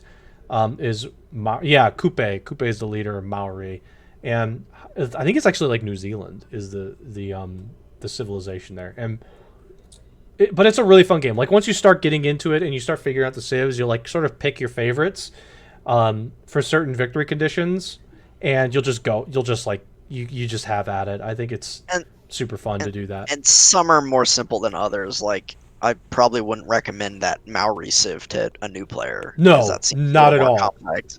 And that's one thing that I think they've done really well in Civ 6 actually compared to Civ 5. I played Civ 4 a little bit, but I had played Civ 5 before I played Civ 4, so I was like, yeah, this just isn't good compared to Civ 5, so I didn't really play it very much. Um, Anyways, compared to Civ 5, the civs feel a lot more unique Mm-hmm. in Civ 6. In Civ 5, every civilization had like one or two. They had like a unit and a building, or like they had like two things that were unique. Maybe it was three. I don't know. They did a lot better job in Civ 6 with making really unique. But also in Civ 5, there was no Civ like Maori where you like started on the water and they like did crit. No, every Civ pretty much had the same stuff, and some have like bonuses to science, some have early game bonuses based on their unique unit and Mm-hmm. their building. Some are more late game, some are towards the culture victory. um the other things that I liked that they added in Civ 6 were the big changes were the district system. Mm-hmm. So in Civ 5, your city was always just one tile. And like the land that it encompassed, like that you could work on the tiles, expanded just like it does in Civ 6, but there weren't the district tiles that you had to Mm-hmm. place down, which would replace a tile with like, hey, I'm gonna put my science district down here, or my commercial district for gold, or so that didn't exist in Civ 5. So I think they took some risks with Civ 6. I know not everybody in like the Civ community liked Civ 6. I know some people like Civ 5 better, which is fair, but I think they did some cool things with that, and they also added the civics tree. Before culture worked, I guess it was kind of a tech tree, but it worked a little differently. There were like these different cards that you had to open up, and then like mini trees within the different cards Yeah, in that's. Civ Oh, yeah, I 5. remember that. Yeah, yeah. Um, but in Civ 6, they just kind of streamlined it into a tech tree, like with science. Yep. But the difference about it is every time you unlock a civic, you can unlock these policy cards and governments. And governments change what policy cards you can add into your government. And every time you unlock a new civic, you are allowed to change your policy cards for free based on Whatever you the one get. the one that, Yeah. that you have. Um, so there's military cards, there's economic cards, there's diplomatic cards, and there's wild card slots. Um, and yeah, so if you're going for a military base thing, you maybe want to use a. And the different governments have different sets of card slots. So Right. one of the first one you start with just starts with one military slot and One one economic. economic Yep. slot. And then once you get a little ways down the civics tree into the classical era, you can unlock, I think it's called political philosophy, and you Yep. unlock the first three main governments, one of them being classical republic, which is the one I usually go for. It has no military slots, two economic slots, a diplomatic slot, and a wildcard Yeah. slot. So, and I think this is a really cool system. You can if you want to change your cards and you haven't unlocked a tech, I think you can pay gold to change your cards. Mm-hmm. And yeah, I just think it's a really cool system. It adds another layer of strategy to the game. As you go further and further, you get better and better governments that have more and more card slots and more Right. diverse card slots. Your cards upgrade into better and better cards, and there are also wonders you can build that will like add. And these are wonders that I always go for because I think they're super OP. But if you build certain wonders, they will give you like a card slot for the Something rest of the for game. yeah, For the rest of the game, you'll have one extra economic card slot, for example, or diplomatic card yeah. slot. And So some civs heavily rely on certain ones. Like yeah, again, and America gets diplomatic favor for every wild card slot that you have. okay, yeah, and I think actually Greece Greece has gets one gets a auto. wild card slot for free, Yep, like you just just get a wild card, as their which is part sweet. of their It's their so civ sweet. bonus, It's so which sweet to is get. really good. Yeah. So if you go like oligarchy, I think it is one of each. You basically have 2 wildcard slots right away. It's pretty Yeah, sweet. so I think that was a really cool change and addition to the game with the civics tree. Um, Anything else I you want to say, I, Otto, about Civ 5 or Civ 6 I or don't any? know. Yeah, Like I don't know. if you're new, there's like go to YouTube also, and there's like tons of good stuff. I think there's like some of the most valuable things about the game that I've learned is your start matters. You have to find like a very specific optimal start. You're gonna want to get food early to get more population in your city, and then you also want to make sure that there's a good amount of production hanging around in your starting point. Like your For starting point can be like can almost just jumpstart you into being ahead, or it can just kill you. Like if you get a bad start, you can just be food, so far behind. food and production are super They're important, especially so early in the important. game, because food food is how fast your cities grow. Basically, you Mm-hmm. need a certain amount of food to maintain your current population because your population has to eat food, obviously, to be maintained. And then your excess food goes to growing your population. I don't know exactly how the calculation works, but that's the general idea. But the more every pop you go up, you can work another tile around your city, Mm-hmm. which gives you access to more Right.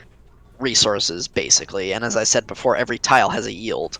So, you know, having a two food, two production tile is really good Oh, it's early in so the good. game, That's and you like want to work optimal. that, and you probably want to improve that as well. Or you have like so the really good tiles, I think throughout the game, but especially early in the game, are like the horses tiles. Horse tiles are usually two food, two production, and when you upgrade them, they get another production. So they're two food, three production, Yeah, which is those are really good. insane. Yeah, horse tiles are great. But yeah, if you can get 2 food, 2 production on a couple tiles in your starting point, you're great. You're gonna be ahead. You're just gonna be ahead. It doesn't matter if you can't necessarily improve all of them right away. Like you're just ahead by nature of the fact that a 2 production, 2 food is gonna get you jump started. But so like make sure your starting point is good. I'd say optimal, and there's like certain wonders that are really good. I would like just look up good wonders, good like Yeah, a like lot of the wonders are like there are certain wonders, for example, that I don't think you should go forever. For example, like there's some very bad wonders. well, one I want to talk about is like Great Bath, for example. I would never go for that. I think it's okay, but the AI always gets it. They just get it first. So just skip it and find like something else. Like go get the I Oracle instead. I generally don't go for early game wonders because the thing about wonders is so again, for those uninitiated to civilization, wonders are a particular type of building that you can produce that they just like districts, they take like a tile, so you have to put them on a particular tile, and you have to have, and some of the wonders have requirements on what kind of tile they can, like has to be next to a river, or has to be next to your city center, or what next to a mountain, whatever it may be. Mm, Um, but wonders generally cost a ton of production to make, yep. so your city can't do anything else when you're building a wonder, but they usually give you a pretty hefty bonus when you finish it. Like they have a game long boost throughout the game, like an immediate boost and probably a game long boost throughout the game. So Right. they can be worth going for. Like again, the ones that give you extra policy slots, I pretty much always go for those because I think they're insanely powerful. Having an extra card slot is really, really good. Um, but early in the game, the early game wonders I generally don't think are worth going for because you have to build up your infrastructure. Like, you have better things to be doing with your cities than building an early game Right. and spending 10 turns building an early game wonder. You need to be getting builders and improving your tiles. You need to be building settlers and expanding, building more cities. You need to build units to deal with the barbarians that might attack you. You need to get your trade routes going. You need to get your districts going in your cities. Like, there's a lot of stuff to be doing early game. Later in the game, you get to a point where, like, I've kind of built everything in this city, and like when you research a new tech, maybe there'll be like one new building to build or something like that. It's like you can spend 10 turns in the mid and late game building a wonder on a city Right. because you just don't have anything else to do with it. So There's a couple wonders though that you would get. Like, you just look it up. I mean, an yeah, example, the pyramids. The pyramids is one of yeah. the best wonders in the game. Pyra- It's just a good example. Pyramids is the one early game wonder that I do go for It's sometimes so good. because it It's gives just you so good. 2 extra builder charges It's for something every builder you crazy. build for the rest of It's the game, and it gives you like 2 or 3 builders for free when you complete it. You I get like think it's one, I insane. think. You get like Yeah, one. But still, like, the build charges are enough. It's so great. There's so much value. So that's just an example. So like I would look up all that stuff for there's some good channels for that, and just pick like I would only pick a couple sibs to start with too. I think like the game is great. Pick a couple sibs to start with. They don't have to be good. You know, just pick a couple and work with that. Just understand the game, and once you do that, like, I think it's like it's a really addicting game. So I would say that, that there's some stuff with Civ that I think can be really fun, and if you can get, the game on sale or something, and if you want to dive into the DLC, I would do that. It's a really great experience. Did you want to talk a little bit about endless space and yeah. the I want humankind to thing? mention it Okay, go at ahead. No, least this is a good time to go ahead. because I think it's cool. Um, so yeah, we spent a lot of time on news, so we're not spending as much time on the topic, but that's okay. The other series that I want to mention is it's a series called Endless. It is made by a French studio called Amplitude, and they have made 3 and 4X games, endless games basically, and they made a roguelike called Dungeon of the Endless. I have not played Dungeon of the Endless, and this topic is not about roguelikes, and they are currently working on their own, basically Civ clone, their own version of Civilization called Humankind, and Mm-hmm. that's due out next year, I think, in Mm-hmm. 2021. Um, but it it's a 4X strategy. So there are, as I said, there are 3 games. There is Endless Space. That was the first one that I played, and the first one that came out. I believe there was Endless Legend, and then there was Endless Space 2. And Endless Space is what it sounds like. It is basically a sci-fi 4X. So instead of but it's not like Beyond Earth where you're on one planet and you're like colonizing a new planet. You are the map is like a galaxy, Mm-hmm. and you start, and the cities, quote unquote, are star systems, and your units are ships. Okay. So that's the basic conversion to that. So you start, most of the factions in this start in whatever their home star system is, and star systems can have anywhere from, I think, 1 to 5 planets in them, and you start colonized on whatever your faction's home planet is. And it works similar to Civ. After that, there are 4 major resources in Endless Space in the tutorial. They call it FIDS: food, industry, dust, and science. Dust is gold. It's gold. Okay. It's money. It's money. Got it. Food and industry is production. It's it's just a synonym for the same thing. So FIDS: food, industry, dust, and science. Um, and then in Endless Legend and Endless Space 2, they added another resource called Influence, which is kind of similar to Diplomatic Favor in Mm-hmm.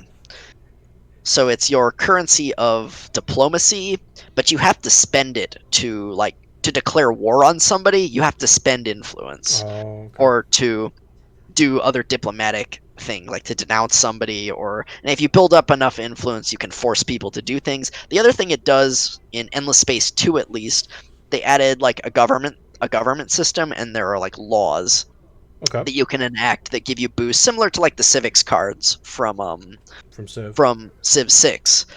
And the laws cards cost influence to enact. They'll cost like X influence per population per turn. Mm-hmm. So you need population and such to build that up. Um, but anyways, yeah, and otherwise it works very similarly. Again, you can build ships, you can build like fleets. You build fleets of ships. There's a tech. It's not a tech tree. They call it the tech web. There's like 4 branches of the tech tree. There's Mm-hmm. the bottom is like science-based stuff. The left is like diplomacy and like happiness and stuff like that. The top is military, and the right is like dust and production generally. Um, and yeah, you research text just like you would in Civ. You go down, and otherwise it kind of works like a tech tree, other than you can kind of split between the different branches of the tree.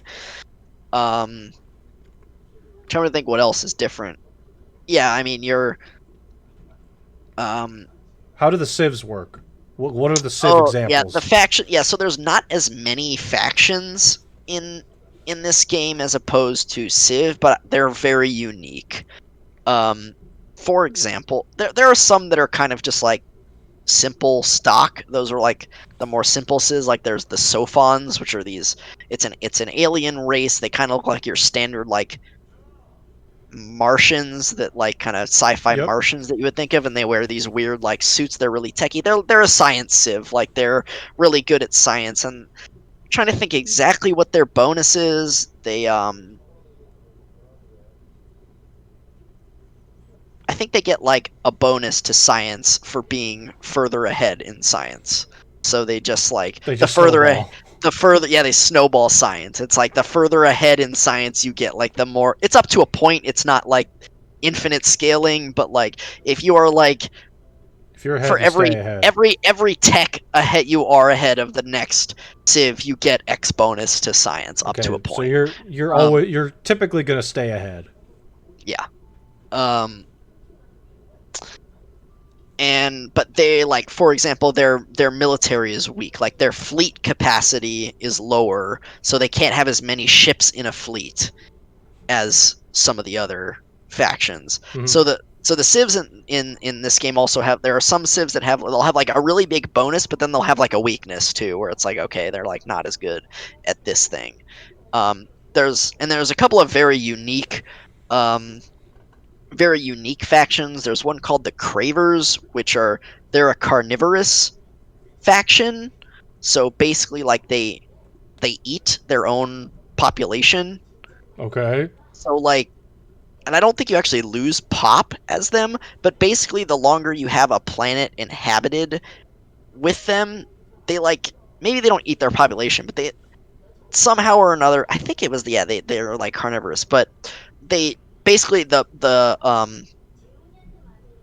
productivity of your system goes down the longer they're there, because they're like eating the indigenous population of the planet and just like killing everything. So they are a faction that they're a militaristic based faction, where you want to like, you start in one place, but you have to keep like conquering more and more planets, or your productivity is going to go way down, because your systems just become really weak because of this kind of Yeah. negative trait of them, that they're like killing their own population basically.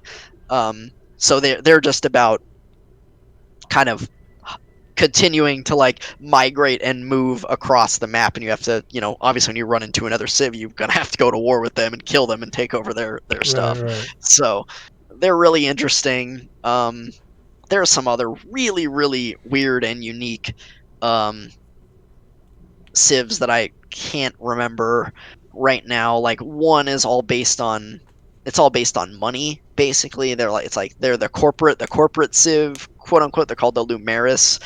They're and they most most civs have to build a settler or a colonization ship to colonize Mm-hmm. a new system, and then it becomes like an outpost, and and then eventually becomes a full blown like colony, a system under your control. Right. They just like they just pay to colonize. They just pay money. They're like, yeah, I'm gonna buy that. They I'm gonna just buy buy that. it. Oh, nice. I'm gonna buy that They system. just buy a system. That's So good. There you go. so yeah. Um, I'm trying to think of any of the. They're really unique. You can actually also you can customize your own Civ That's pretty cool. in the game. You can make your own Civ. Like they have a list of like positives and negatives that you can Oh, so you just like basically pick and take choose. and Okay, that's like, interesting. hey, pick and choose what you like and don't like.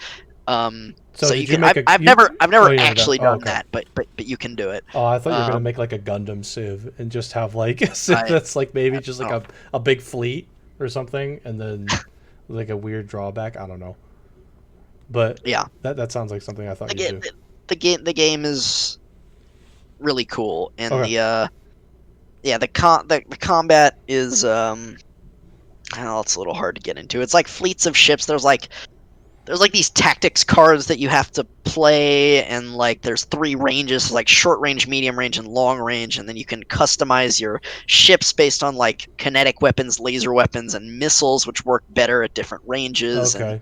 there's a lot of like Yeah, customization there's some extra stuff there. It into it. seems Yeah, like. it's and the other thing that I believe Civ kind of took.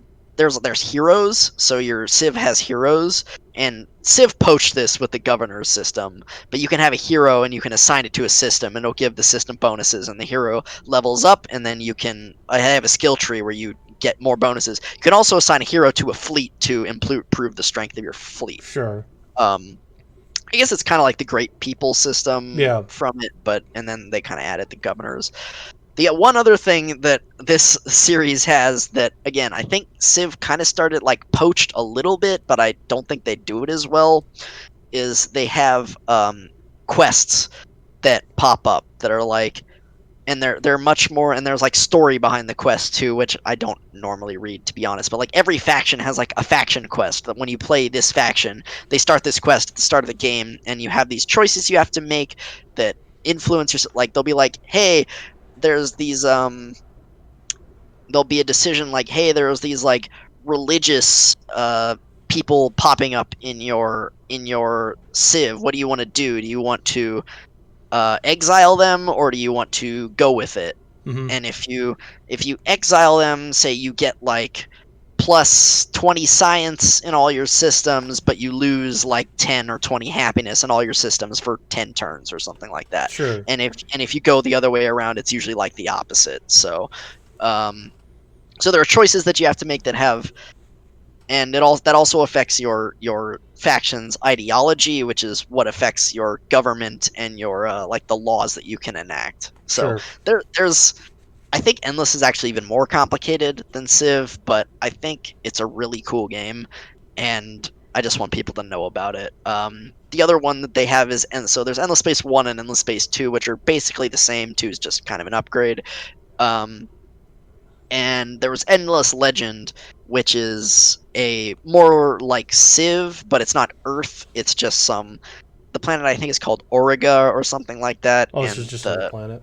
Okay. yeah, and the races they're not human. There's like a bunch of different weird like alien races to choose from as the factions, and there are different systems in it than Civ, but it's more similar to Civ than Endless is because it uses like the hexes. There are Yeah. cities. The one big difference I'll say about that is that there are like kind of like how Civ 6 has continents. This one has like it has regions, and the map is broken up into regions. Yep. You can only settle one city per region. So if you settle a city in that region, your faction is in control of that region, Okay. and then like that becomes your territory. And then you have to build certain like structures in order to expand like the tiles that you can exploit and stuff like that. It's Okay. not like automatic like in Civ, but that game's cool too. I'm sure all three of those games are on sale right now on the Steam sale. So if I've piqued your interest, give them a look. I think they're cool. I'm thinking about wanting to do like a stream of one of the games, like along the lines of with the Myriacast, just to show one of them off for a little bit. Probably Endless Space because it's a little more different. Yeah. And I'm kind of like a Gundam sci-fi nerd, and I like it. I think it's cool. Mm. Um, so yeah, Yeah. that's It's Endless. And as I said, they are working on a game right now called Humankind, which is their answer to Civ. It's going to be it will be it's the same concept as civilization. It's human history on Earth and building up your Civ. I think they're going with a more personal approach. They're going to have quests. Apparently, you don't start with a settler in this one. Like the first age in Humankind, you're like a nomadic tribe basically. And I mm. don't know how long it takes to build your first city, but there's a point at the beginning of the game where you're nomadic and you don't have a city. And I Oh, don't okay. exactly know how that works, but they talked about it a little bit. And I'm sure all the other goodies like the quests and the heroes and stuff will be returning. Um, so yeah, that's Amplitude. That's Endless. Give them a look. I'm pretty sure Otto looked at it. I think the base I game looked of at it. The Endless. base game was like $10. It wasn't expensive at all. It was low cost, but there's a Yeah, lot. There's like plenty of DLC. I don't know if I mean I think it's just like probably adds civs like the other ones, but yeah, maybe it adds adds more. new factions like new Okay, heroes, new factions, heroes. There you some new features. go. Okay. But I think for the base game was $10, and I think for everything it was like 20 It was pretty right now reasonable right now, so like this would be the time. on the Steam sale. So again, if I've piqued your interest, and Endless Space 1 and Endless Legend are older than Endless Space 2, so those are probably even cheaper, Yeah, that's if probably not more reasonable. similar price. Yeah. Well, I mean, yeah, all the games are really fun. Like anything in that tier it's really addicting actually to play. That's basically what I've been playing right now, to be honest. I did I finished Soccer Wars, and I kind of tabled FF7 for now, but I'm sure I'll get back to that at some point. But I've been playing Civ and just really enjoying that. So those are games that I think anybody can get into, to be honest. But however much you get into it, it can really be a fun experience. And I think Civ also is on Steam sale right now, as of this moment. And that's the reason why I got back into it, is because it was a reasonable enough price to get everything else I needed, like Gathering Storm, the recent expansion, where it wasn't too bad of a cost commitment for me. But anyway, just to sort of round out the conversation, we're going to get a Civ 6 game going, I think. So Spoon and I will figure out the exact day and time of when that'll be. We've been talking about doing it this week. I don't know exactly, like I said, that day and time, but we'll probably tweet that out, or I will, at least, for sure, after we talk about it. That'll be initially, Spoon and I were thinking about just doing that with me and him, and then just doing it on a stream together, like on the Myriathon stream. But maybe we can invite one or two extra people on board to it, because for me personally, I'm just worried about getting too many people and it taking forever to get it to. I know like turns are sort of simultaneous, I think, but I just don't want it to take like too long. But we'll get that going, and we'll coordinate everything. That'll happen. I'll post the time and day on Twitter, and then the coordination of actually getting the game going and having everybody on it probably happen through Discord. Probably message people through Discord and just figuring it out. But if you are interested in joining, please message Spoon or myself so that we can get you joined in, and we'll start that game later this week. And let's see here. Other than that, I think that'll do it, unless there's anything else we want to touch on. Spoon, anything else? Nope. Yes? Nope, Okay. I don't think so. Yeah, Okay. okay. Actually, no. I have one Okay, more thing that I there's one thought more of thing. that I wanted to say. There's one more thing.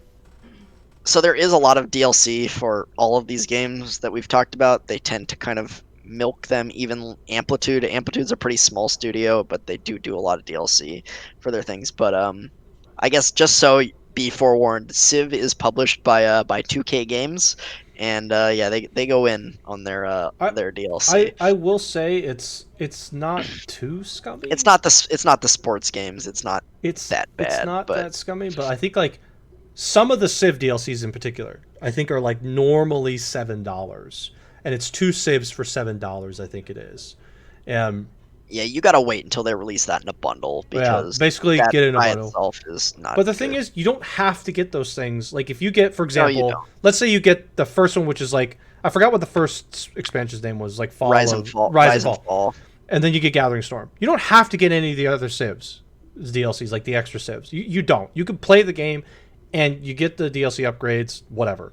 So that's kind of nice. That I will say, like even though it's published by 2K, it seems like it's the scummy tag is not on top of it too Yeah, badly. I mean, there's been a few things they added that I was like, why? They added like a weird battle royale mode at one point called Red Death. Like, Oh, I why? don't, cause What? 2K, dude.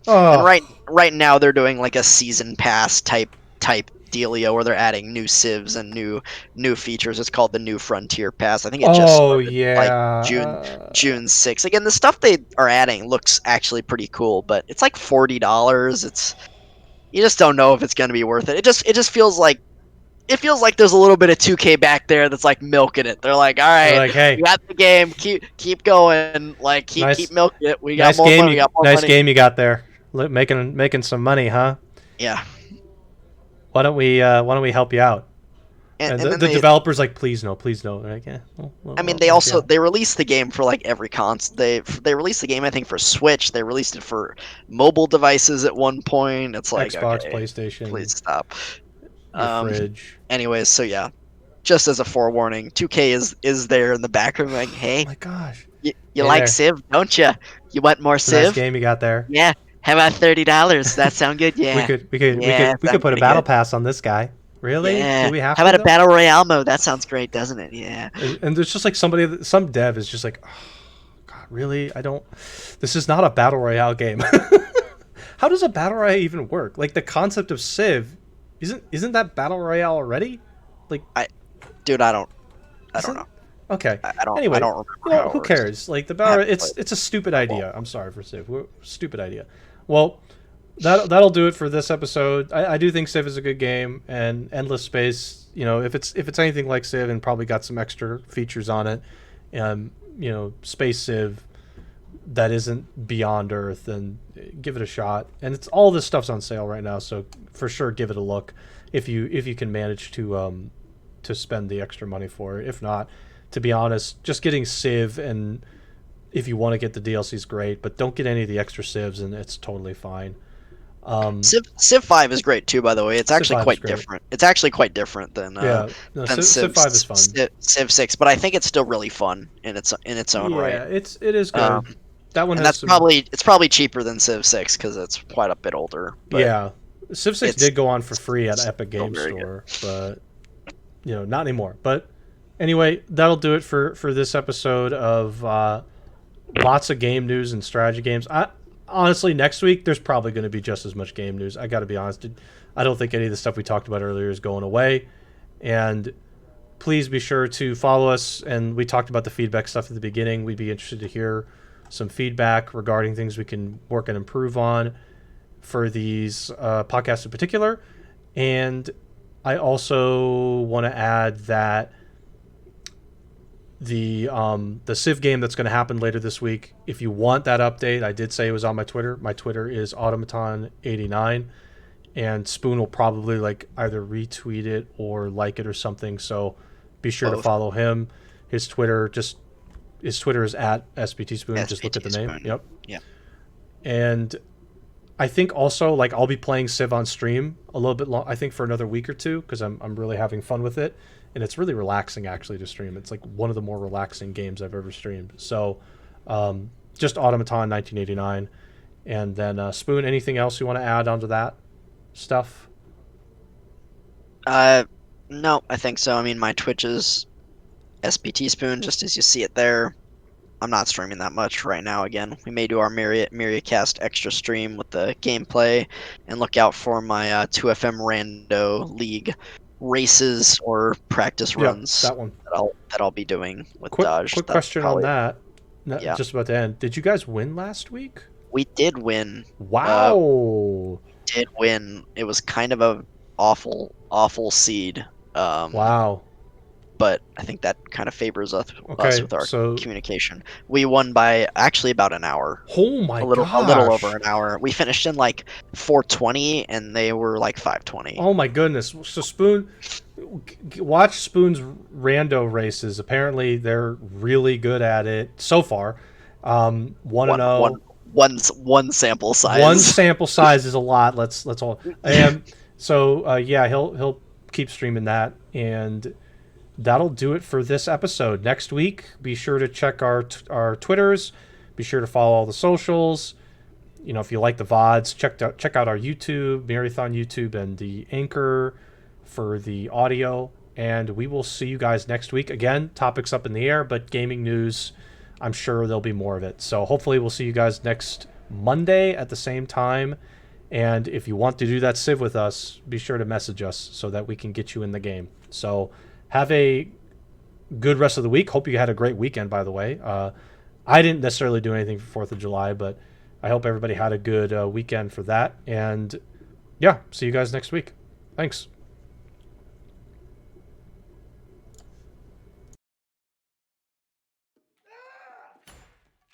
Yep, your experience.